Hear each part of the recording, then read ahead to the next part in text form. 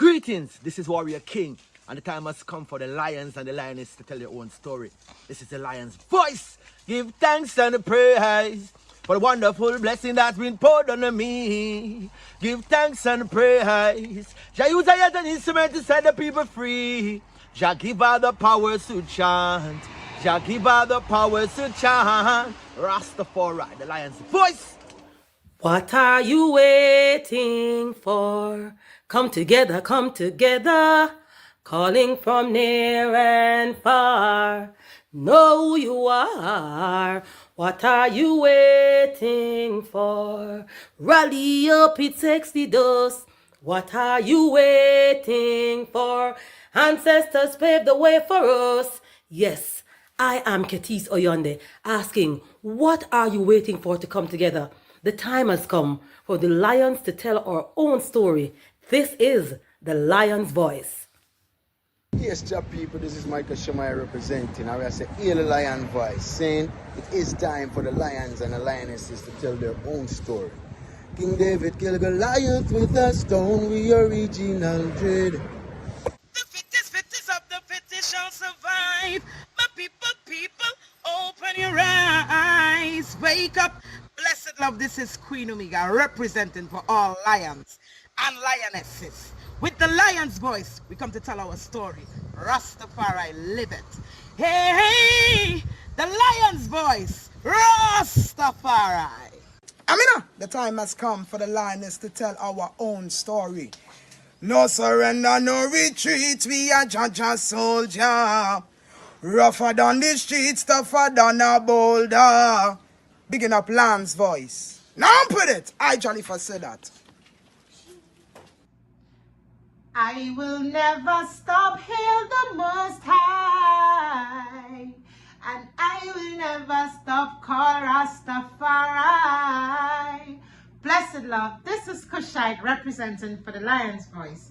We are here to tell our own story, Rastafari. Yeah, David Dread of Steel Pulse, and I'm saying hail to the lion voice because it's time that the lion have its voice, have its own story. Says I'm stepping out here, hear me now. Oh, yeah, the lion's voice. Raw.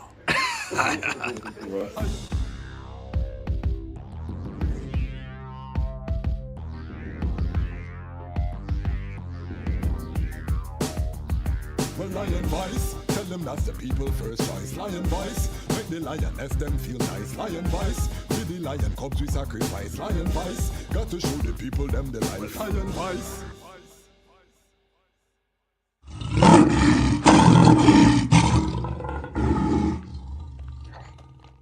Jano, I'm so hungry, bro. I haven't eaten all day.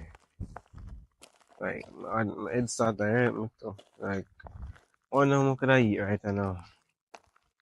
What about a city samosa?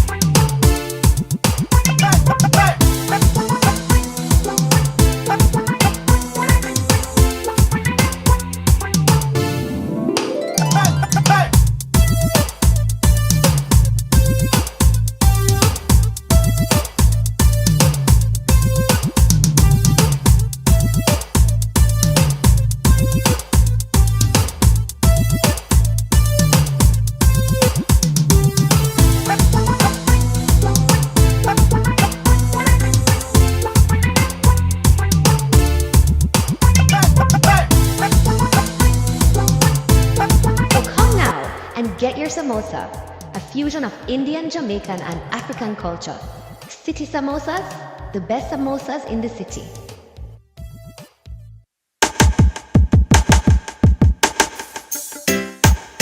Well, great is the Almighty, and greatly to be praised in the city of Haile Selassie I, the mountain of His holiness. Yeah, from Cape to Cairo, from Timbuktu to the Nile, you know, the whole entire continent. Beautiful for situation, the joy of the whole earth is Mount Zion, from Accra to Addis Ababa. Yes, beautiful continent. Better control Mama Africa. Very beautiful. From Cape to Cairo, from Timbuktu to the Nile, I smile for Mama. I hear you call Mama Africa. Been so long since I see Mama. Father of Africa set the law. The lion come and dismantle Babylon flaw. We gonna use solar energy, use sanitation to build the ecology. We utilizing green technology. We hailing Haile Selassie first without apology. And then we build the youth them economy. We dismantle Babylon monopoly. We teach the youth them how to live properly. Tell them make sure them got the title for them property. Yes, this beautiful continent. Better control Mama Africa. From Cape to Cairo, from Timbuktu to the Nile, I smile for Mama. I love you, Mama. Your heart never harden. I wanna turn all your slums into garden. I wanna stop all of your youths from starving. I wanna stop all of your tribes from warring. So much to say, so many feelings. We both been hurt, we both need healing. Since the League of Nations you've been appealing. You stand up against them backdoor dealing. I hear you call Mama Africa. Been so long. What do you have to tell the people about Ras Tafari? Light to the world. The King of Kings and the conquering line of the tribe of Judah. I like himself. Where's rightful ruler? Hey yo! Yeah. Hail them high, hail the black king on the 23rd of July. So tell them guy who praise God up in the sky, it's a lie. The Almighty living on your night. From ancient time them a try. Them Romans know them just open them suit and ties. Criminals ain't got no alibi. They stole my people, then them comes without them genocide. Are you talking about slavery? Them couldn't kill the lion we come conquer Judah tribe. Go through tribulation, and I strive, see sufferation, and I still rise. That's why we tell them in America, live Rastafari in every ghetto area. We come to tell them in a Toronto, straight at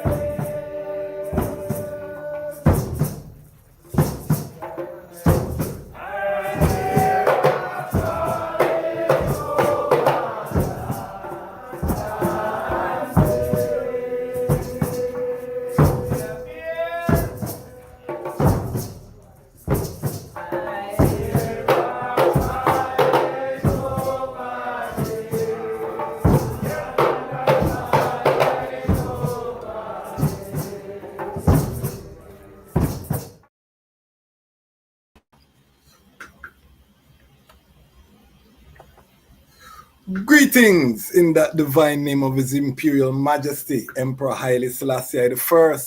Glory and honor in the name of His chosen Queen, Empress Waziri Menen. My name is Kwasi Bansu, aka the Chazmach Kwasi, aka Ras Kwasi, aka the Reading Ras, aka the Pan-African Happy Man. I'm a creative industry attorney, I'm an author, I'm an artist, I'm an actionist, and right now I am the host of Lion Talk Live. Welcome to Lion Talk Live, and welcome to the Lion Voice Network, where the lions are telling our own story. Welcome. This is a special day in the Pan-African history. We're going to ask the question, is today Ibrahim Traore Day? Can he get a date? Is it too soon? It feel like this day need a name in history, because what we witnessed today was unparalleled, mighty. But don't take my word for it. We're going to do things a little bit different.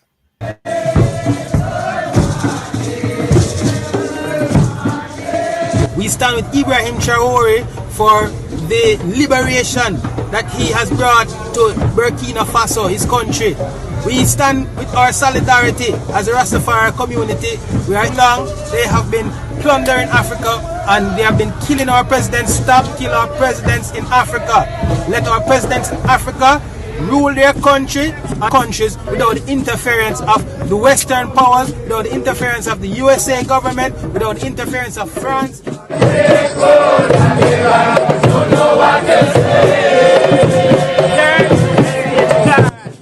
Greetings, I am Ras Negus of Rastafari Roadhouse, a member of the Rastafari community here in Jamaica.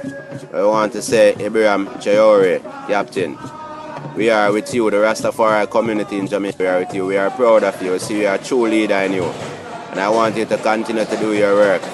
Europe, back off. America, back off. The whole of Rome, back off. Captain is the man who come to lead Africa. You find the future in you. We want more African leaders to move in the way in which you're moving towards government. So last year I left.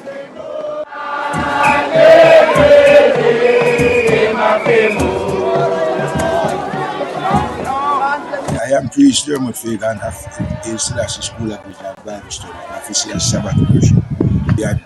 We fully endorse Ibrahim Traore in Africa for what he is doing. The people is a testimony itself who love what the Virgin is doing. So America need to change its foreign policy and mind their own business and allow the man to exercise his sovereignty. Thank you.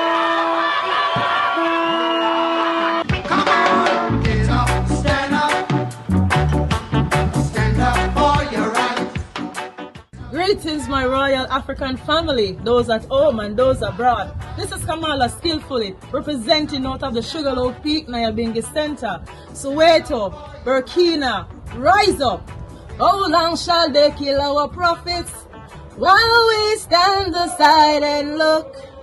We stand united in our fight against oppression and for self-determination. Captain Traore, we are with you 100%, and I salute you. Jamaica Island.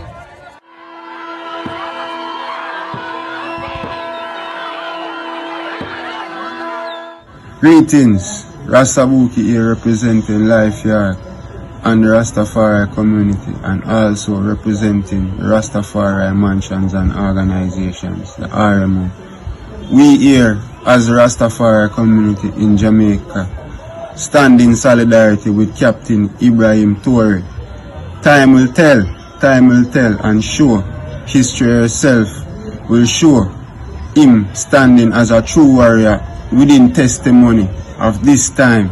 So we as Rastafari community here in Jamaica, over land and sea, stand with Captain Ibrahim Traore on this journey.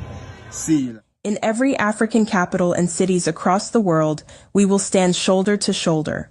Where French and American embassies exist, we will deliver a solemn letter, a letter that embodies the will of the people, demanding an end to foreign interference in the Sahel. Where embassies are absent, we will gather at city halls, for wherever we are, our voices matter. At 10 a.m. local time, from Ouagadougou to capitals across the globe, we will march not only against the extortion and oppression of Africa, and not only against imperialism and neocolonialism, but toward dignity, sovereignty, and the actualization of the African dream. So, family, let me know, is today Ibrahim Traore Day? Is it Burkina Faso Day? Today feel like it need a name, you know what I mean? The global outpouring of support. I think it's unprecedented.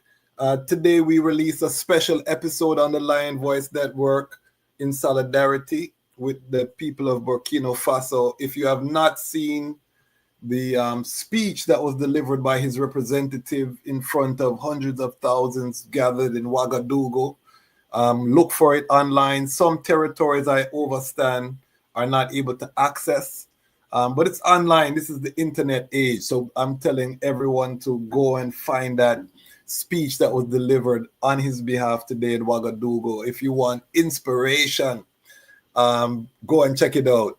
Unity, efforts towards the achievement of a greater and nobler goal. words of His Imperial Majesty. First, because the African people are dedicated to the cause Hold of on, the I'm here maintenance of peace. working on some technical Because the African difficulties. Hold on, my family. All right, my producer is not here right now. people are So determined forgive I. that there should Let me be take ending it in from the top. unity efforts towards the achievement of a greater and nobler goal. Words of His Imperial Majesty Haile Selassie I first. This is in Montego Bay Because the today. African people are dedicated to the cause Rastafari of the rally. maintenance of peace. Because the African people are determined that there should be the material progress for their people.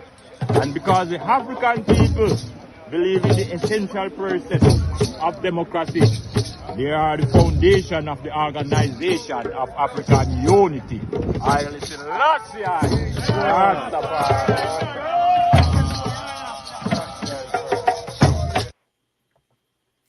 Again, family, that was in Montego Bay. In the 60s and 70s, Rastafari was at the forefront of the Pan-African vibration globally. The liberation movements in Africa listen to Rastafari music as their inspiration in the struggle. Over the years, we've become somewhat insular and losing some of that vibration. The spark is relit, and I'm happy to say that we are once again reclaiming our space at the forefront of this Pan-African movement. Ras mean head. I want this in the UK.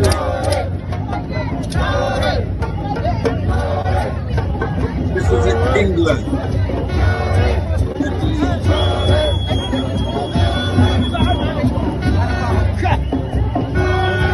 And I want you to scan the Rasta.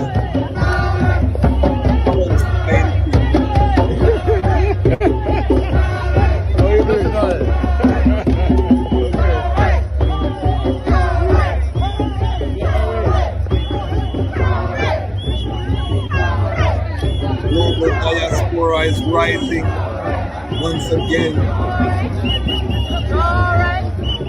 Pirates of Panama never die. Diaspora is uniting. Caribbean, Africa, UK, USA, vibe.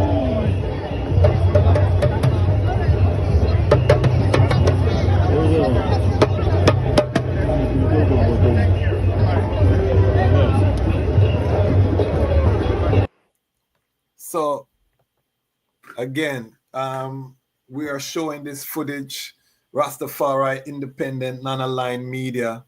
We have to bask in the moment. This is a mighty moment for people all around the world. And this moment doesn't mean that we're naive.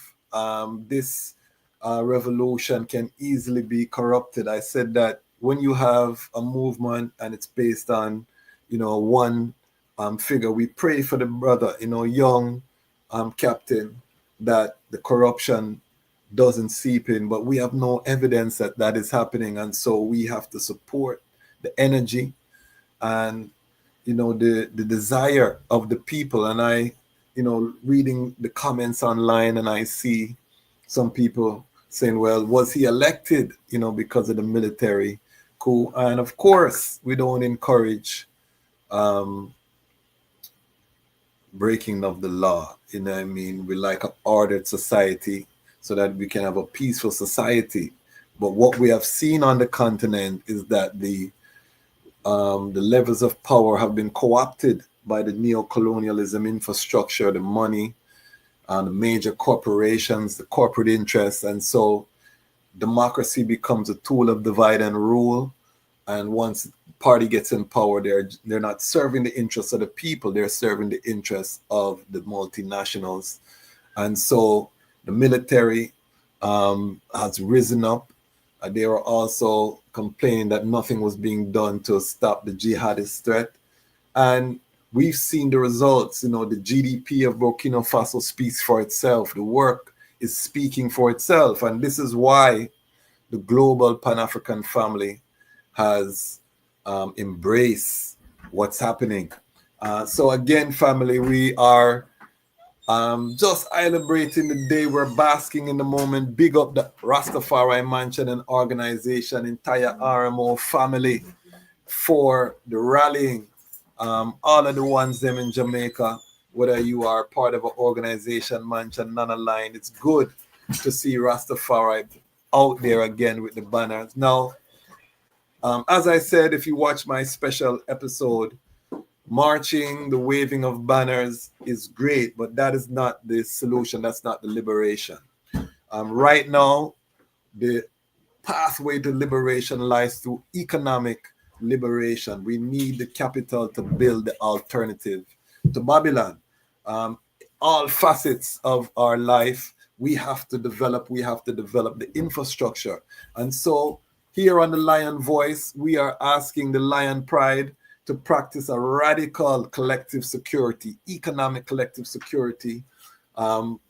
Starting today, April 30th is as good as any day. And I want to big up the Lion Pride if this is your first time here with us. If you subscribe, you're part of the Lion Pride. We are over 37,000 strong. We're getting, we'll be at 38,000 by the strong end, most likely. So just big up all of the ones who are spreading the word. The radical economics on this platform is being practiced by the Lion Pride on Patreon. Big up my Lion Pride on Patreon. Lion Pride on Patreon. Checking in, I have my sister and our kingman all the way from Reunion Island, Le Trousseau de l'Impératrice. Menen. And I mean, my French work with I, but that is one of the Lion Pride on Patreon, all the way from the Indian Ocean, off of the coast of Madagascar. And I mean, Lion Pride is global. So big up the Lion Pride. And these Lion Pride on Patreon, they are the ones who are contributing the capital every month to keep the machine going, pay for all of our subscriptions. We just upgraded, got a new camera. We're starting to shoot in 4K. We're dialing that part in. We're going to be traveling, doing some content on the continent this year. We are building a world-class Rastafari media infrastructure. We're asking the eye to join us. We're going to have our first town hall meeting for the Lion Pride on Patreon, May 11th. So we have a few people who have RSVP'd on the poll in Patreon already. If you are available, join us. We're going to have a town hall meeting. We're going to be using our Patreon family to help us, select topics, guests.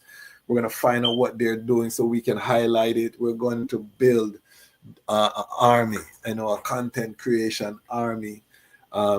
Again, if I'm just the only one that's rising, it don't make sense. We want to have a community of glory. Rastafari, Pan-African family. So join us in the Patreon, $5, $10 a month. This is the solution. And we're also asking our Lion Pride to 37,000 plus strong. When you see a guest, support the guest. We're going to ask each guest, how can we spend money with the eye? How can the audience? The vision is that we have 10,000 people giving $5, $10 to whatever that guest is doing. And that guest can walk away with, $100,000, $200,000, $300,000. Now, the Lion Pride, we're capitalizing our community. We're doing capital infusions in our community. This is the vision I have for the Lion Pride. Radical collective economic security. And then we ask that guests spend some of that money with vendors that are Rastafari within your sphere, so that money now circulate, and we keep doing that. This is how we're going to build our economic base. None of us have $1 million. All of us have access to a $5 or $10, $20. So this is the radical cooperative economic strategy that we are asking, this is the call to action for this time. So big up the Lion Pride on Patreon. These ones are funding Rastafari independent media. We cannot be independent unless we're funded by our audience. If we're depending on sponsors and all of that, then it's easy to get co-opted and corrupted from the people who are writing the checks for you. The Lion Pride on Patreon ensures that we can stay independent. We can talk about what we want to talk about. If we want to big up Ibrahim Traore, nobody can come and tell us that, boy, we don't like that topic, and if you keep doing that, we take away your money. They can tell us that, you know what I mean? Because the Lion Pride on Patreon is united. So join us in the Lion Pride on Patreon. If you can't do monthly, you can be a part of the Action Lion Pride. You can do a super chat, $5-10 while we're here on the live through YouTube. You can Cash App us, you can Zelle, you can, and we'll put up the information during the show. You can support the movement. Or you don't have $1, you're not there yet mentally, fine. Like, comment, and share. Just hit the like button, comment, and share. Big up the Watch and Peep Lion Pride, the Ubuntu Lion Pride. Everyone in the Ubuntu, they've put in $70 or up, one-time contribution, become a lifetime member of the Ubuntu Lion Pride. And we have so many ways that you can tap in with us. But again, if you don't like the Lion Pride or the media part, the content creation part is not your passion, when we bring the guests, again, we're going to always ask the guests how you can spend money. Spend that money with the guests. So it's not just I looking to big up yourself.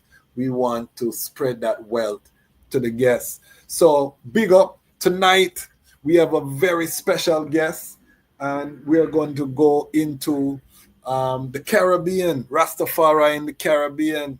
We are traveling to Barbados, Bardong tonight, and we have a very special guest, Elder Sistrin, who has put in the work. She's known in our community, and I'm honored that she has agreed to be on the platform.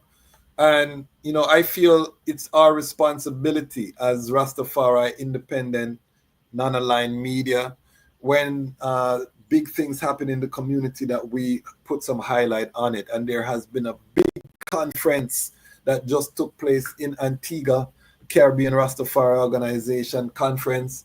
A new executive and administration was elected, duly elected by the different Rastafari organs in the different islands, and she is now the co-chair, newly elected co-chair of the C.R.O. So we're going to get an update on that conference, what came out of Antigua, what is going on with Rastafari in the Caribbean, how do they feel about Africa, Ibrahim Traore. Tonight we are going there, family. So get your ital snacks, whether it's sacrament, whether it's meditation, whether it's your roots and your tonic. Get comfortable, because tonight we welcome a mighty guest. Big up Rastlage. When I'm sipping my water tonight, I'm sipping spring water. Rastafari business. Big up Wally King's Graphics and Entertainment. Big up Frontline Books, Ras Tafari. This Saturday we welcome our elder Ras Tafari for a regular segment. We are going to be looking at books in the Frontline catalog. We want the Lion Pride to buy books. We have a Rastafari publisher coming on board as a sponsor. So, of course, we want you to spend money, buy physical books. I am the Reading Ras, remember that. Also, Brother Carl Philpotts will be joining us as a sponsor. So we are going to be providing a link where you can purchase his book, The Testimony of His Imperial Majesty Haile Selassie, Defender of the Faith. So look out for Brother Carl joining. We are slowly but surely bringing on sponsors that align with our vision, Rastafari businesses. Also, remember, we have our Youth Entrepreneur Program, Big Up City Samosa in Kingston, Jamaica. If you are in Kingston, Jamaica, support our Youth Entrepreneur. We provide free advertising for Rastafari youths under 20. So if you have a young person and they have a product, they're building a global brand, reach out to us and we can also run their commercial. All right, housekeeping out of the way. Help us to welcome our guests for the evening, Lion Pride from around the four corners. Make sure you check in and tell us where you're watching from. Tonight, we welcome the co-chair of the C.R.O, a native daughter of Bardung, African in exile. Please help us to welcome Queen Asheba. Welcome, Queen Asheba. Give thanks and praises to the Most High. I am honored and I am happy and I am blessed to be welcome. I give thanks.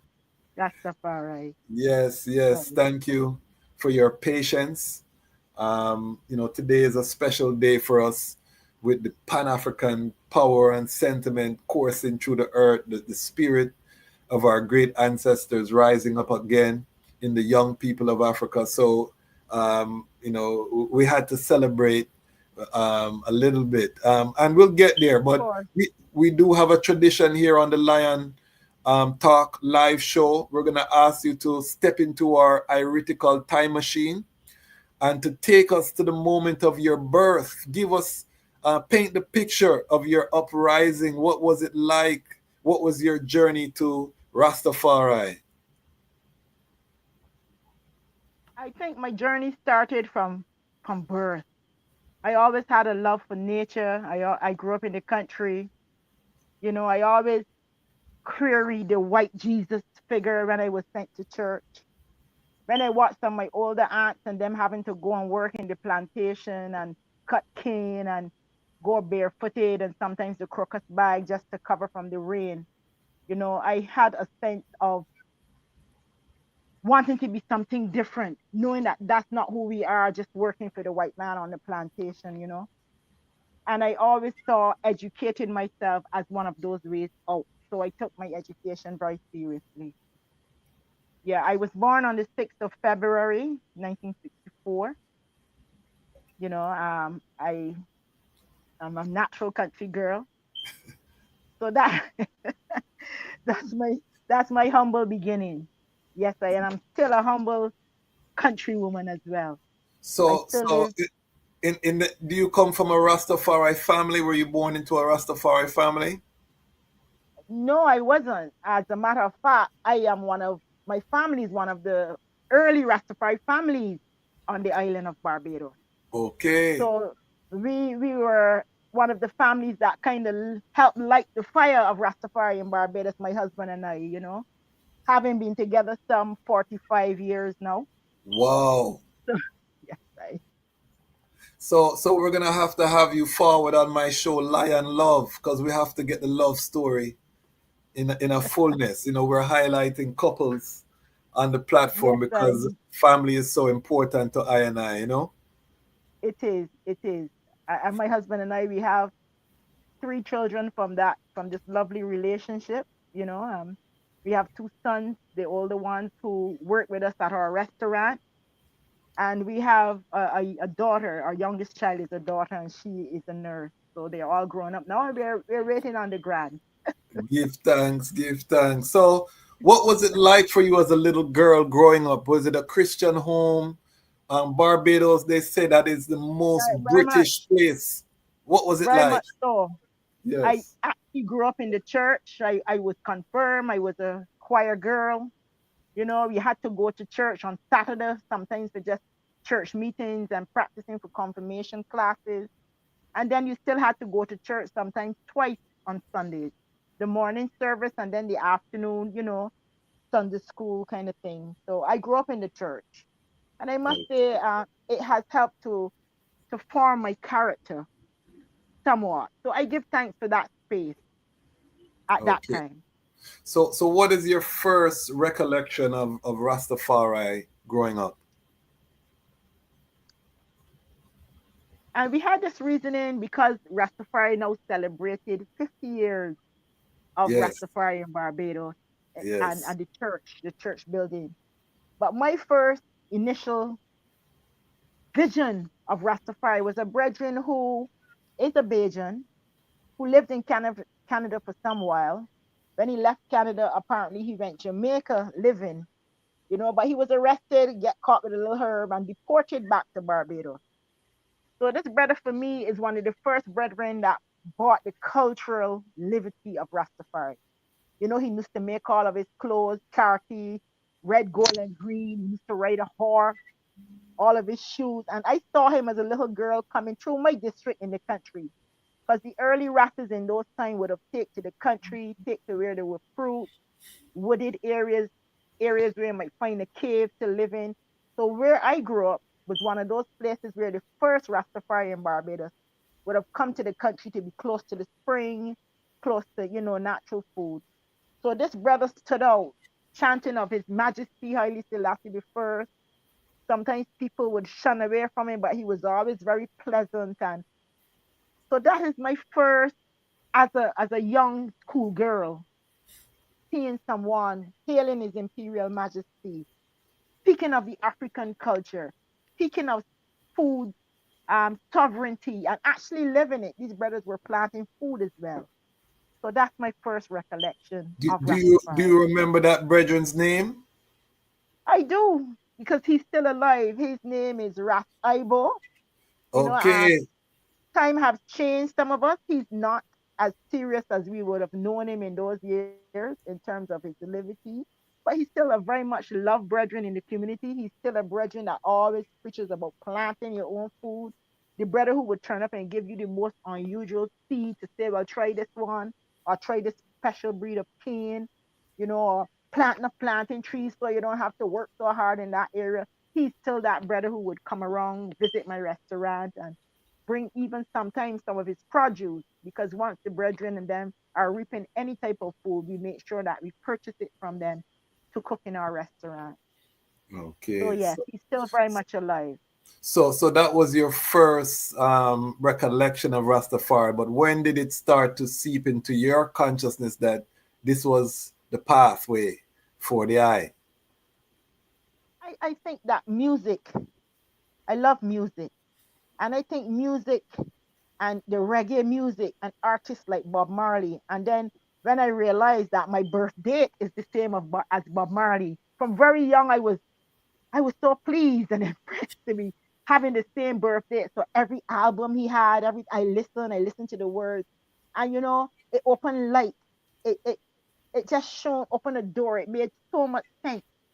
Most of what he was saying. So I give thanks for music, and the music that the ones of the early days shared through reggae. It has risen up not only myself, but I'm sure many, many other conscious minds throughout the whole world. So we give thanks for those ones and their work as well. Definitely, and that's why we can't throw away reggae, and the work of our Rastafari creatives in that space have done so much to spread the word sound internationally. Um, Say, so I know it started with the music. When did you know, as a young church girl, start to acknowledge the divinity of His Imperial Majesty? What was that journey? merely coming from the same reggae songs, the mention then of this king born in Ethiopia, this man was born there, the likeness of who he is, King of Kings, Lord of Lords, conquering land, and then seeing it in the Bible. So that connection for me gave me that black king and God. His Imperial Majesty became my God and King. From Okay. those merger of the Bible prophecies along with his works and where he stands in those days. So I am thankful for that. What year are we talking about when you had that revelation? We're looking at something like 1979, 1980, Okay, around there. okay, Yes. 79. Okay, my wife was born in 79, so is a great Iowa, is a great Iowa. And accepting that in that time in Barbados, what did that mean? Were you ostracized from your family? How old were you at the time, and what was the reaction of those around you? You know what I would always remember and I would speak to, the most I bless her soul as she has transitioned, is my mom. She never she never gave up on me. When one of my uncles was saying, don't let her come nowhere near the house. What madness she gone and do? She cut her education short and she gone with it. naughty head man and all of these things, you know. But my mom was always there. She made sure that she checked on me every week.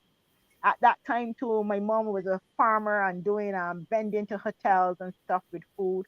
So she would make sure she turned up, had a very good relationship with this young man, now an old man that I fell in love with, and make sure that we had food.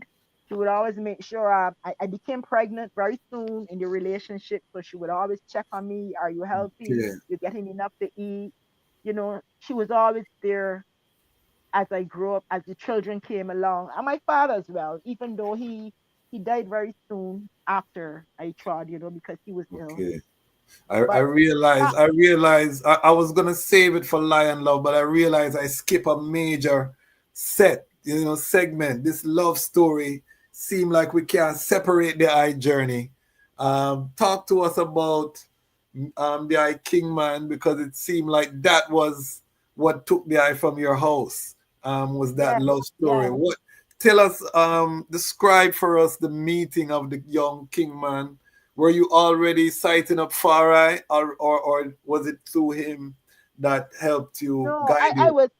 I was one of the conscious girls in my school, the one who wore Okay, the big afro, my skirt never short, you know, always defending and saying, "Oh, I burn up the white Jesus. I not praising no white Jesus." You know, my God have to be black. Having these conversations with Jehovah Witnesses in my class, and we used to keep the corridor block, you know, discussing Africa and African business and being proud as a black person, and you know, so that's how my journey started in terms of youthfulness and cool and that kind of energy, you know. And I when I met him, he was always so humble, you know, so gentle and upright in his ways, and from very early, and I always say to ones when they seek advice, we always pray together to this day. You know, uh, when we write, we pray together, we call things that we would like for our family, for our lives, into our universe. You know, we practice these things for many years and we still do it. I Aile, always give that as one of the reasons we have remained so close, so respectful to each other. I would say to the world, this brother have never once in this 40 odd years ever put his hands on me in a negative way. Aile, Likewise, I have never done the same. We have Aile, never we have never used abusive language at no time to each Aile. other. We have, you know, sometimes we don't agree on a subject. You know, I remember years we used to be heated about the Nelson Mandela and the Winnie Mandela topic, and we thought that, but we never disrespect. We said, okay, we agree to disagree. You know, we never went to sleep angry with each other. When it's time to go and to rise, we'd hug up and kiss up and make up and, you know, keep the vibe right. Yes, I But love it. all of that time, you know, I love it. I love it. You hear that, yeah, family? So this is wisdom. This is wisdom, and serious. yeah, this is why we want to do a special, because long term relationship is its own, levity. Yeah, There's yeah, never sweep problem. Problems will occur. Never sweep yes, them under the carpet. Put I them on the table and sit down and discuss them. There's always a way to deal with it. But you must sit down and humbly discuss it and have your agreement and move from there. because That's even I give I a strength, because speaking about waking up and praying with your kingman every morning, I pray with my queen, I mean, however, I can't say every morning we keep that liberty. So that is a word. sometimes Yeah, sometimes your prayer could be just your deep breathing, your affirmation, I you lay. know, you're holding a hand. You know, your prayer is how you feel comfortable. Prayer is how you say to the universe, you know, you're giving thanks and you're asking for your cover to take you through that day. So you we make your definitely we prayer. definitely hold a good vibration every morning, but being intentional. I'm taking that as a message from the Most High, and try to implement that more, because every king is the priest of his house, so we have to hold that hierarchical order as well. Mm-hmm. What a joy. So So this love story, what made you leave your house? And when you left your house, where did you go? I became pregnant. So So so I the became humbleness, pregnant. So the humbleness led to some things. Some things happened. yes, yes. So at that time, I was always a very mature individual. Sometimes Yes, one would have said I was more mature, not in a negative way, but in a way that I can represent myself, speak to myself, question things. I was always that kind of person. So I questioned myself. And at that time I was a little ignorant to sexual activities, and perhaps yes, that's why I got pregnant so young. I wasn't so knowledgeable in that area. yes, But yes, what I said to myself, if the Most High gifted me the ability to become pregnant, and if I was mature enough to go and have sex, then I have to be mature enough to raise this baby. wow, So I took that step. And even while I was pregnant, I was still going to classes. I still went to the school and did my exams, and I had teachers also who understood what happened, knew of the type of character I had all the years in school, and supported me. give Made sure thanks. that I come and get my exam on time, and make sure I was okay. Come and give me a hug and thing at the school when children were peeping and peering to see a little belly coming up. Yes, So yes. I was a teenage Okay. pregnancy. How So old that was that the was eye? How old was the eye? 16, 16, 16 yes. years. Yes, I. Yes. So You need to I left my home at 16, and I came to the home of my king man, and I'm still here. And we having a great time still. give thanks, give thanks, give thanks. So he was trotting from that time, Yes, Rastafari. Was he trotting within the Naya Bingios, or was he man aligned? What was yes, the yes. tradition like? We grow in the Bingy house, but I Oh, find my husband, I would speak openly, was always a very independent person. Certain guidelines like the female not being able to approach the altar. Brethren had to bring a book to me. You know, don't come with certain. He always believed that wherever he is as a king man, his wife has that rightful place next to him. That we have these reasonings sometimes. But yes, we grow in the Bingy house, give and thanks. we are happy to have grown in the Bingy house. I keep the Ital liberty to this day. They keep the African culture alive with our drums to this day. But the Bingy house, sometimes the going gets rough around there. So you Yes, have to yes, be ready to speak openly, respectfully, but speak your truth. So that is our position. give thanks. And you said earlier that you were one of the early Rastafari families in the island. So what were those early days like as a teenage mother with a Rastafari brethren? And I'm assuming he was older than the I because he had his Yes, own space. yes, I. What was that like in terms of, there's an age gap where you ostracized by the society now, nice schoolgirl with this older Rastafari brethren. What was the reception for the eye?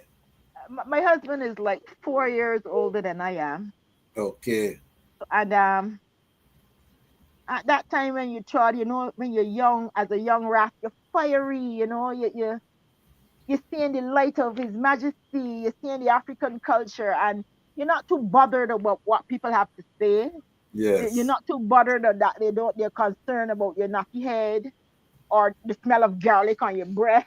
These kind of things when you have to take the bus, people will say, oh, they smell garlic on you because you're eating your nuts and your garlic, and you're smiling to yourself because really and truly you say, but you bun pork, you don't want them sitting too close to you either. So those were the days. Sometimes you look forward and you have a laugh. But Yes, yes, somehow I always believe, and I would always share, it's how you carry yourself. yes, And I always carry myself in a very proud, queenly manner from then till now. So wherever I go, I do not have to look for respect. I command it. Simple as that. you know. So yes, I. so um citing up the divinity of His Imperial Majesty, what were some of the characteristics of His Majesty that made the eye say, this man is the Almighty I? Reading his works, the elect speeches of His Majesty, the philosophies and opinion of Marcus Garvey, those two books became like my Bible. After a while, I wasn't reading the Bible as much as I was paying attention to these books. And if there was ever a doubt or query on almost any subject, those were the two books I can turn to till this day to see answers and see clarity. So his crowning, the crowning of his queen next to him on that same day, breaking all the traditions at that time. All of these things, going into exile during the war and coming home still to rise as the conquering lion, and take the throne again. All of these things show his birth, the drought, and when he cried, how the waters burst from the heaven. All of these mystic things, the accident in the river, all of these mystic things help me to see a divine and a special being in our midst. So I acknowledge him as the King of Kings, the Give, Lord of Lords, the conquering lion of the tribe of Judah, the elect of God and the light of this world. So I give thanks. give And his thanks. chosen queen. Yes, I. Yes, and then yes. So when was it that you really start to study Empress Menen? Because I know in the early days there wasn't as much emphasis on Empress Menen. That is Yeah. that is so true. And having journey throughout the Caribbean, even as far as the continent, and having the honor and the privilege to sit amongst sisters like our ancestor Ijania Christian, Yes, my to sit good among sister. yes, to sit amongst sisters like Queen Mother Moses, Yes, my good and sister. yes, in the early days, and these sisters speaking forwardly about us as a collective and as a Rastafari family, recognizing the Queen, recognizing her duty, recognizing who she really is in the words, making sure that there are books out there. I heard you mention Ras Tafari, my brethren there with his book, early Yeah, part of the C.R.O. as well, we hail up Brother Sekou for publishing these works and sharing factual light, about her Royal Highness. These are the things that made me to look around and understand that His Majesty was indeed a very balanced individual, yes, a very, as a priest, as a king, as a husband, as a father. He just fit into every role so perfect, as the balanced king, as So a prophet, the yes, exemplar, as a prophet, yes, yes, the exemplar. yes, It's so beautiful to really see a Rastafari family created, and you shared with I offline that your children, everyone grew up within that liberty. What was it like raising a Rastafari family in Barbados in terms of the education system and everything? How was that journey? First thing, our firstborn is hearing impaired.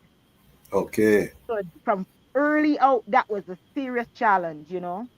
But wise mind, if you had a child speaking Spanish, straight away, you better learn to speak Spanish.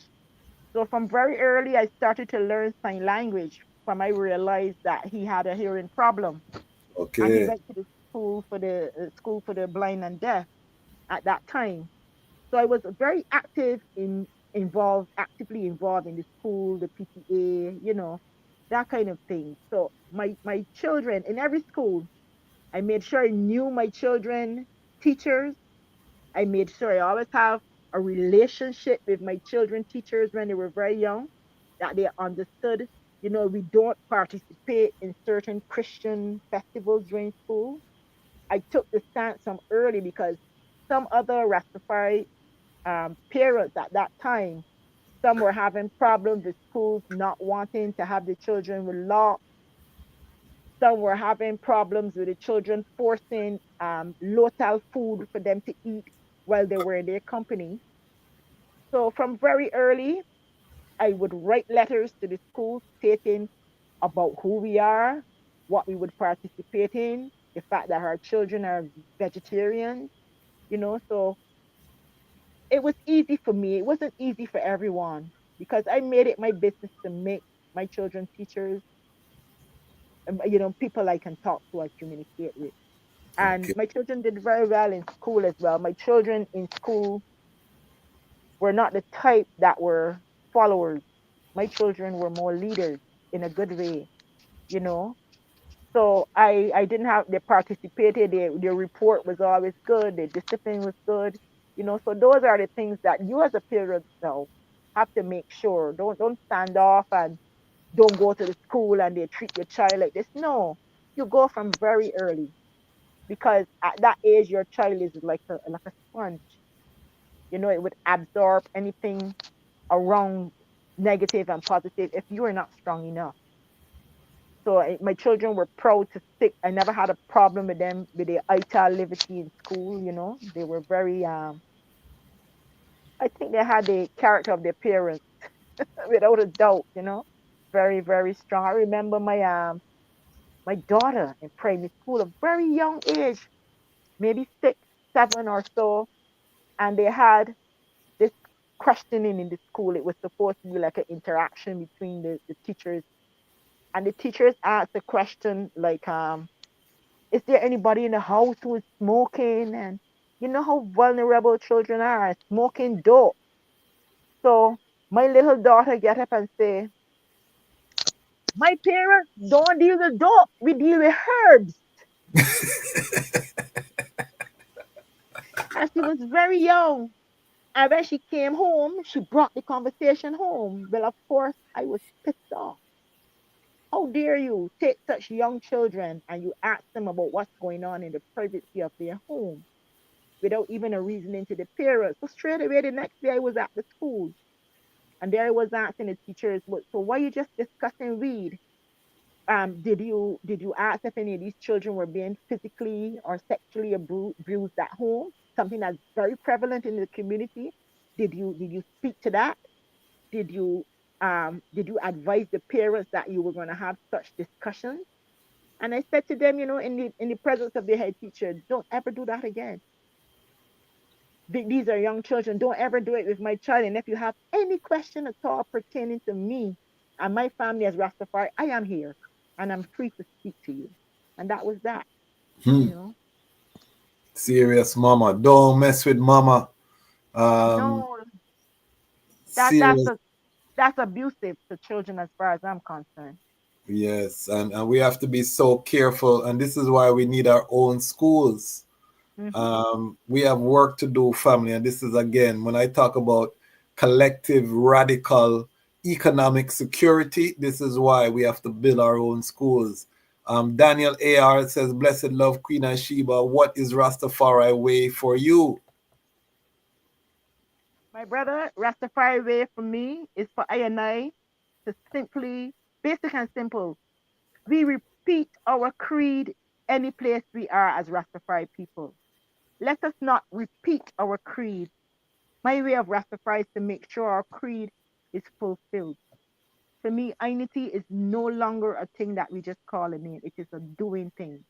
It is a work and it's an action in progress. So that's my way of Rastafari. And just live clean. Yes, yes. Important. Bless up all of the Lion Pride. If you're just joining us, we have the co-chair of the Caribbean Rastafari Organization, newly elected. We're going to talk about the historic conference that just took place in Antigua. We're going to talk about Africa. We're going to talk about whole heap of topics. So if you have any questions, put it in the comments. Make sure you hit the like button. Send this out to your friends and your family, your brethren and your sistren. We have a lot to discuss. Let us know where you're watching from. Check in Lion Pride. Wherever you are around the world, we have Reunion Island off of the coast of Madagascar checking in already. Big up to the Lion Pride and Patreon. All Lion Pride and Patreon, check in, you don't know, and with your questions. All right, so talk to us now, the Naya Bingi. Did I have an opportunity to interact with Bongo Wato? Yes, I did. Give thanks. I What was did. that journey? Talk to us about, what your experience was treaded within the Asian Order of the Naya Bingi in Barbados. For me, the early times meeting Bonagees and having him come to Barbados and come to the Bengi house, and even in the planning of the 1998 gathering, just before that gathering came off, we had a pre-meeting before that, which Bonagees attended. And Bonagees' whole vibe was like, he wanted to have that gathering more so around November 2nd, which is the coronation. I and I, the organizers in Barbados, the majority, because we had to take a vote on it, the majority of it, and I said, well, we prefer August. August was summer. It was Garvey's Earth Day. It was the time that the children were out of school and parents were more free to travel and even bring some of the youth along. So it created a vibe at first that it's so much so that it ended up having two gatherings that particular year in Barbados. But it's Rastafari people and it's Rastafari love, and I attended both, contributed to both, But Bonagees always came over as a very serious elder. I had the privilege of sitting among Bunga Time. I sat with Sam Brown, some of the more the other elders, but Bonagees carried a more. But he was also very loving. You can approach him anytime. I could, many ones would have stayed off, but I would sometimes go and sit with him and smile and ask questions. I also had the honor and the privilege of meeting Mortimer Planner at Okay. the global reasoning in Jamaica, just for a brief few seconds when he came in his wheelchair, and the voice, that voice, Yes, yes, thunderable. From he entered the hall in UE, and he hailed Rastafari, you look around, and someone said, but this, you see the face, you remember his picture, this is Mortimer Planner. So straight away I went to him, and he held my hand and I knelt in front of him and I just wanted to say thank you to that elder, for the yes, work. mighty, So he stood up. mighty. Yes, it was the energy, So I he was held my able to sit hand. at his feet. I was able to sit at his feet at UA Oh, Ja, and get the a stories blessing. of him Yes, meeting His sir. Majesty. I was able to, and I wish I had this platform then and I had recorded Yes. those reasonings because, he gave me a full of all of his trads. He said he and His Majesty were friends. He would call him a friend. What I mean, Wow. because of their interaction over the years and their correspondence. It Wow. was very powerful. Yeah, man. But you Time did say time did time did not allow for him and I to have such a lengthy conversation. yes, But yes. just that those few minutes, it was such an honor, you know. And Give I thanks. think that those little bits, I went over to 9 Miles, I went to Bob Marley's house, and when I told him, you know, so I said, I'm here. I born the 6th of February too. The brother at the gate said, what? You don't pay nothing, come in.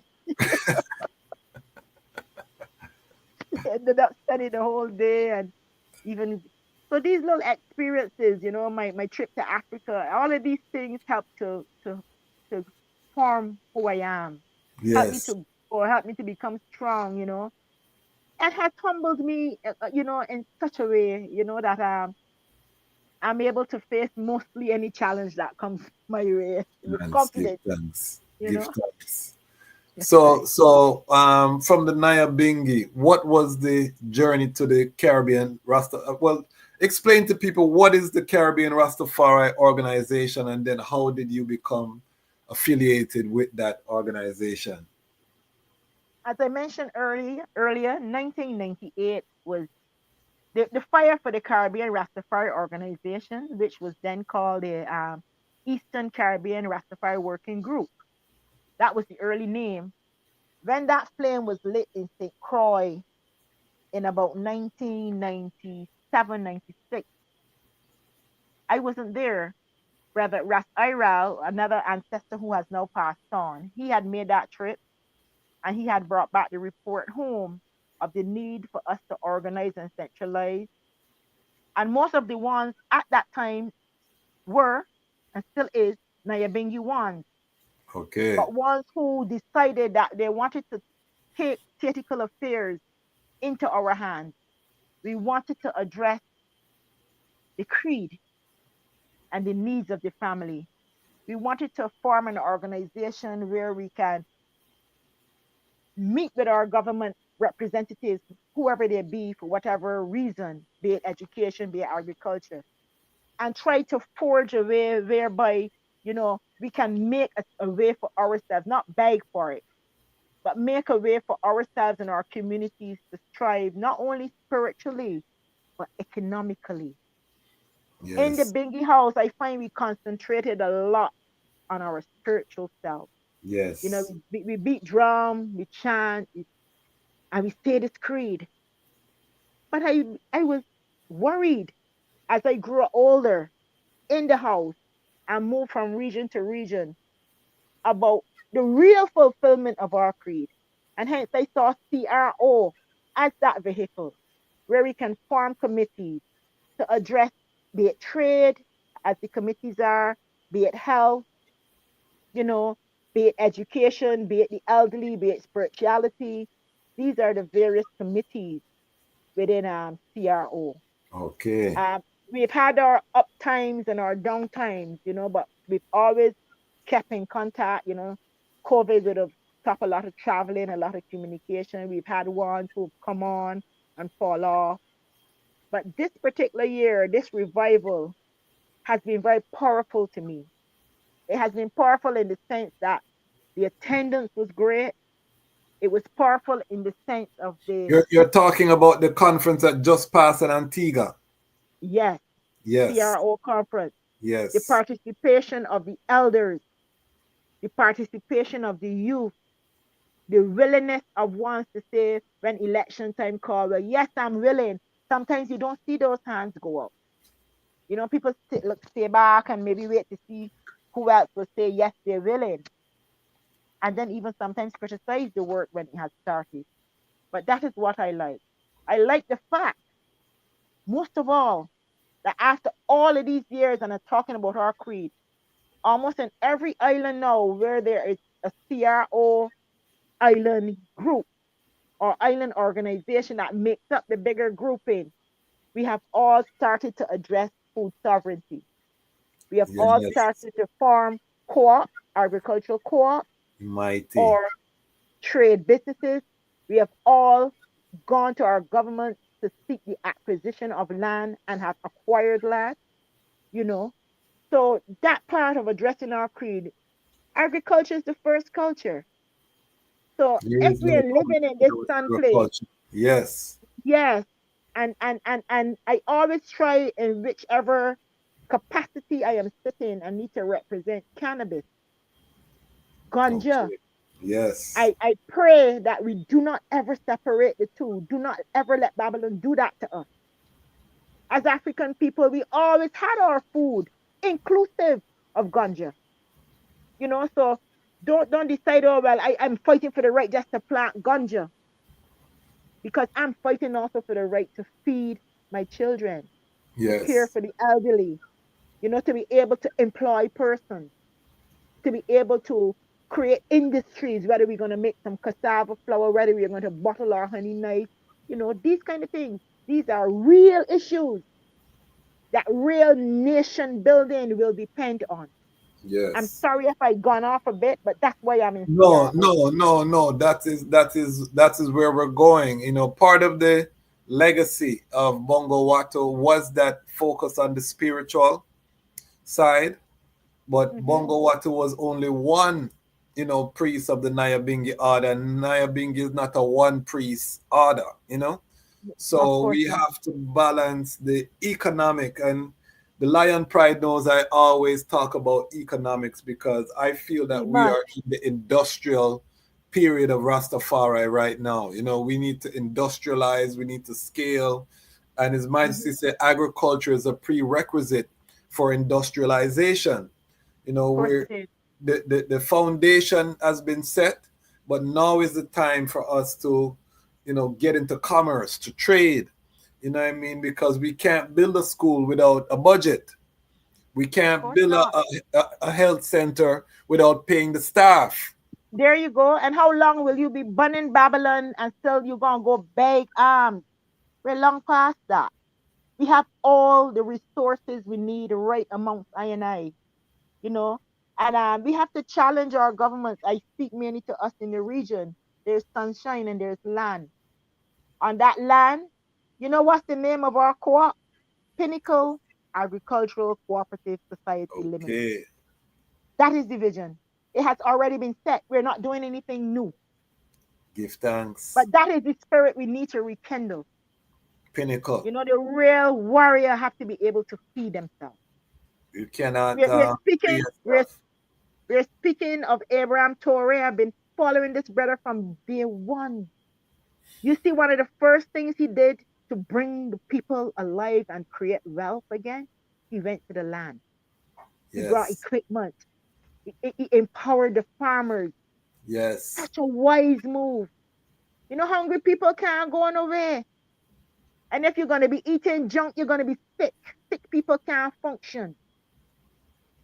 You know, so I give No. thanks for Abraham Torre. I ask the Most High to guard him, to guide Yes. him, to Yes. protect him, you know, Yes. because he's lit the fire for I and I as a people. Yes. He's Yes. the example. You stand up Yes. and you listen to his fluent, free words, and he's a man speaking from spirit. You They see? say a child shall lead the way, and even though he's not a child, you know, he's a young adult. You know, I put him in the young adult category from 20 to 40. You know, he's in that range. He is showing wisdom beyond his years. You know what I mean, in Yes, terms I, of yes, I. following the blueprint. And one of the things I pointed out, I put out an episode today on a solidarity, is that when you look at a young Rastafari, he was doing many of these same things. You know, when His Majesty took over as the governor of Harar, establishing an economic foundation for the people, organizing the military.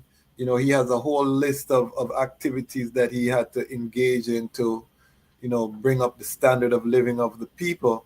But it was the same thing, importing a printing press so that the people could get information, you know, started to bring in machines to mechanize agriculture, establishing an agricultural college, you know, all of these things that Ibrahim Traore has started to do, a young Rastafari before Rastafari. revolution was Yes, I. doing. You know what I mean? Which, yes, I. Which makes us love him even more because we see so much similarities in his work, you Yes, know, and his fight for I and I as a people. Because when he fight, I know he's not fighting on behalf of the King of Pastor alone.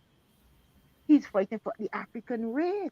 for and that is the key. He has a Pan-African speech. You know, he speaks. And again, if you have not seen the speech that was delivered today from Ouagadougou by his representative, go on YouTube and find that speech. It's the most inspirational thing. The man them born colonialism so hot, the molten magma, may I tell the item, in front of hundreds of thousands of people in Burkina I. Faso Square. It's something to behold. You know what I mean? Go see that on YouTube. Tell us some of the countries that are members of the C.R.O. in the Caribbean.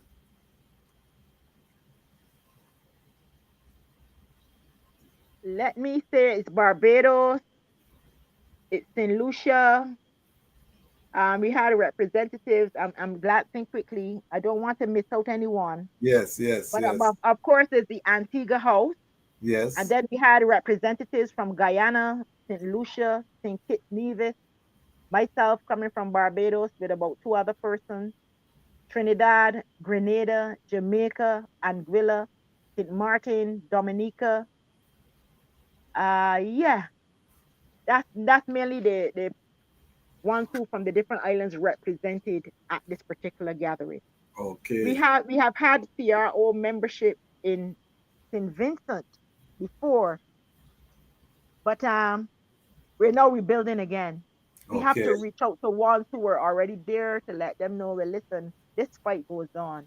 You know, we're looking to take ourselves to the next level. Us in the different islands are getting involved in the whole ganja business, be it sacramental or be it medical marijuana. Yes. Yes. So we need to make sure that we are speaking with one voice, even if our Caribbean representatives are not. We want to be speaking in one voice. We want to approach this thing as a collective.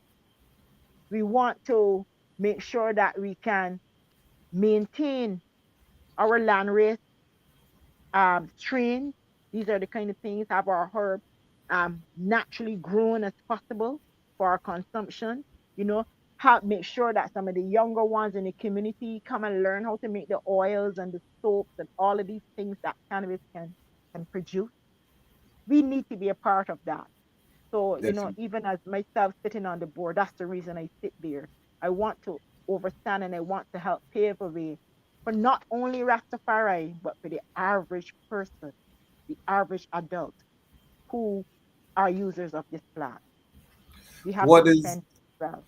how has the government of Barbados treated ganja, sacramental ganja, um, currently? What is the current state of that relationship in Barbados? There is a sacramental bill. There is a sacramental bill. It has not been received well by many ones. We still are not able to grow a plant. So in that area, we still have to continue lobbying and hoping for that change to come about through our lobbying. And we try to have those relationships still with our government and these reasonings from our organization, ICAR, which is the local group. We try to do so in a respectful manner. We don't want to go like we're agitating and throwing names at the prime minister and these kind of things. Because as chairperson of ICAR, I have a lot of respect for our prime minister. I think our prime minister, Mayor Motley, Barbados, we have to remember, is coming from being one of the most colonial places in the whole Caribbean, you Yes. know. And if you can see changes like, you know, well, you're allowed to carry a little, we want to say to them, we want to grow that. Don't tell us we're allowed to carry a little. Where is it coming from? You know, these are the questions that we ask Yes, realistically. yes. So So, that is so what we would like. they decriminalize small amounts of ganja. Yes, yes, How yes. much are you allowed to move around with? I think the quantity works out to just a little half ounce or something like that. The amount of Okay. grams it turned out being, yeah. And I from that time till now, what I have seen, sometimes I read the court cases, it is nowhere near the same oppression in terms of police rushing you, in terms of the court cases. You know, these are the markers that I look at as well. Even sometimes when you read the court cases where persons are arrested for more than is allowed, how it is that one time you go straight jail. You know, one time you don't even get bail. Sometimes you might get a couple knocks and butts from the police when they hold you as well. You know, Mm, that kind of thing. It's a generational change as well. It's a change whereby our political leaders are not from that old school. Our political leaders, not only Barbados, but in the region as I travel around, they are younger. They have family who's Rastafari. You know, yes. they have friends who are Rastafari. They respect you when they understand that, you know, you are a business person as well. You are part of organizations looking to fight for your rights and these kind of things. You know, so as I say, you command your respect amongst them. But in terms of the cannabis, that is one of the biggest clouds in Barbados. The fact that we cannot, like most of the other islands, allow to grow at least 3, 4 trees. That would be a start for us, Yes, yes, you know? yes. Yes, sir. Serious, and Barbados currency is still very strong, It is. compared to some of the other currencies around the region. Hmm. But for me, the good thing is from sitting on the inside of the Barbados Medical Cannabis Licensing Board Yes. to realize that we're looking at changing certain policies through law, even from within the board. You know, we are writing our policies and submitting them to the Prime Minister. We are looking at the adult usage. We are looking at the cultural usage of the cannabis. You know, we're looking from the inside of the board, saying things like, our local market, and even they like to say recreation. I don't like that word. Yeah, I don't like it either. I don't like it. I just like to say adult usage. Yes. Let's just say adult usage. That is what we need to see. How Yes. dare you, as an adult, come to say to me, that you can drink your rum, you can do your nakedness all about the street, and I cannot burn my spliff. I have respect for other persons. I would not go into a space where persons don't smoke and try to light up your spliff and blow your smoke on them and that kind of thing. So we respect each other's spaces. We're adults, we learn how to respect each other. So that's where our fight continues in Barbados. You know, my whole thing Serious. is, as I would say, and sometimes even get a little knock and a little criticism. And I like to hear the criticism because it helps me to see the vision, see how my people are feeling, see where we at, and still at the same time, what can I do to help us move from this stage to the next? Why am I in this position? How can the Most High enable I with a wise mind and the knowledge when I sit amongst these persons to speak on the behalf of my community and let them know that we have a marriage with cannabis. Don't come and say to us that we don't need economic growth. Cannabis, ganja is one of the major things that can lift my Rastafari community out of poverty. So the thing is Definitely. us to understand that and work collectively on it. It was a beauty to go to the Bobo Shanti dwellings in Antigua, go to the Nyabingi dwellings and see what they have fought for and achieved. Some of the ones who Yes. were in earlier times not interested too much in the organization and trying to lobby, are there now benefit having the benefit from the growing of the cannabis to grow and see the Explain to the global family what is happening in Antigua, because it's a very special case. They've really jumped ahead of the rest of the Caribbean in certain respect. Can you explain, and then we'll go into just setting the picture of this conference that took place there. what I would have noticed about Antigua from going there for many years, there was a division between the two Bengi houses, King Frankai, King Sagafu. Those two elders came together and decided they must work as one.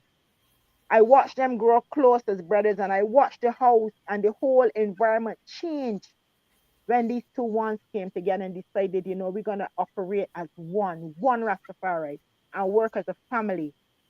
So they were able to come together, have that nice relationship with Grafton Brown.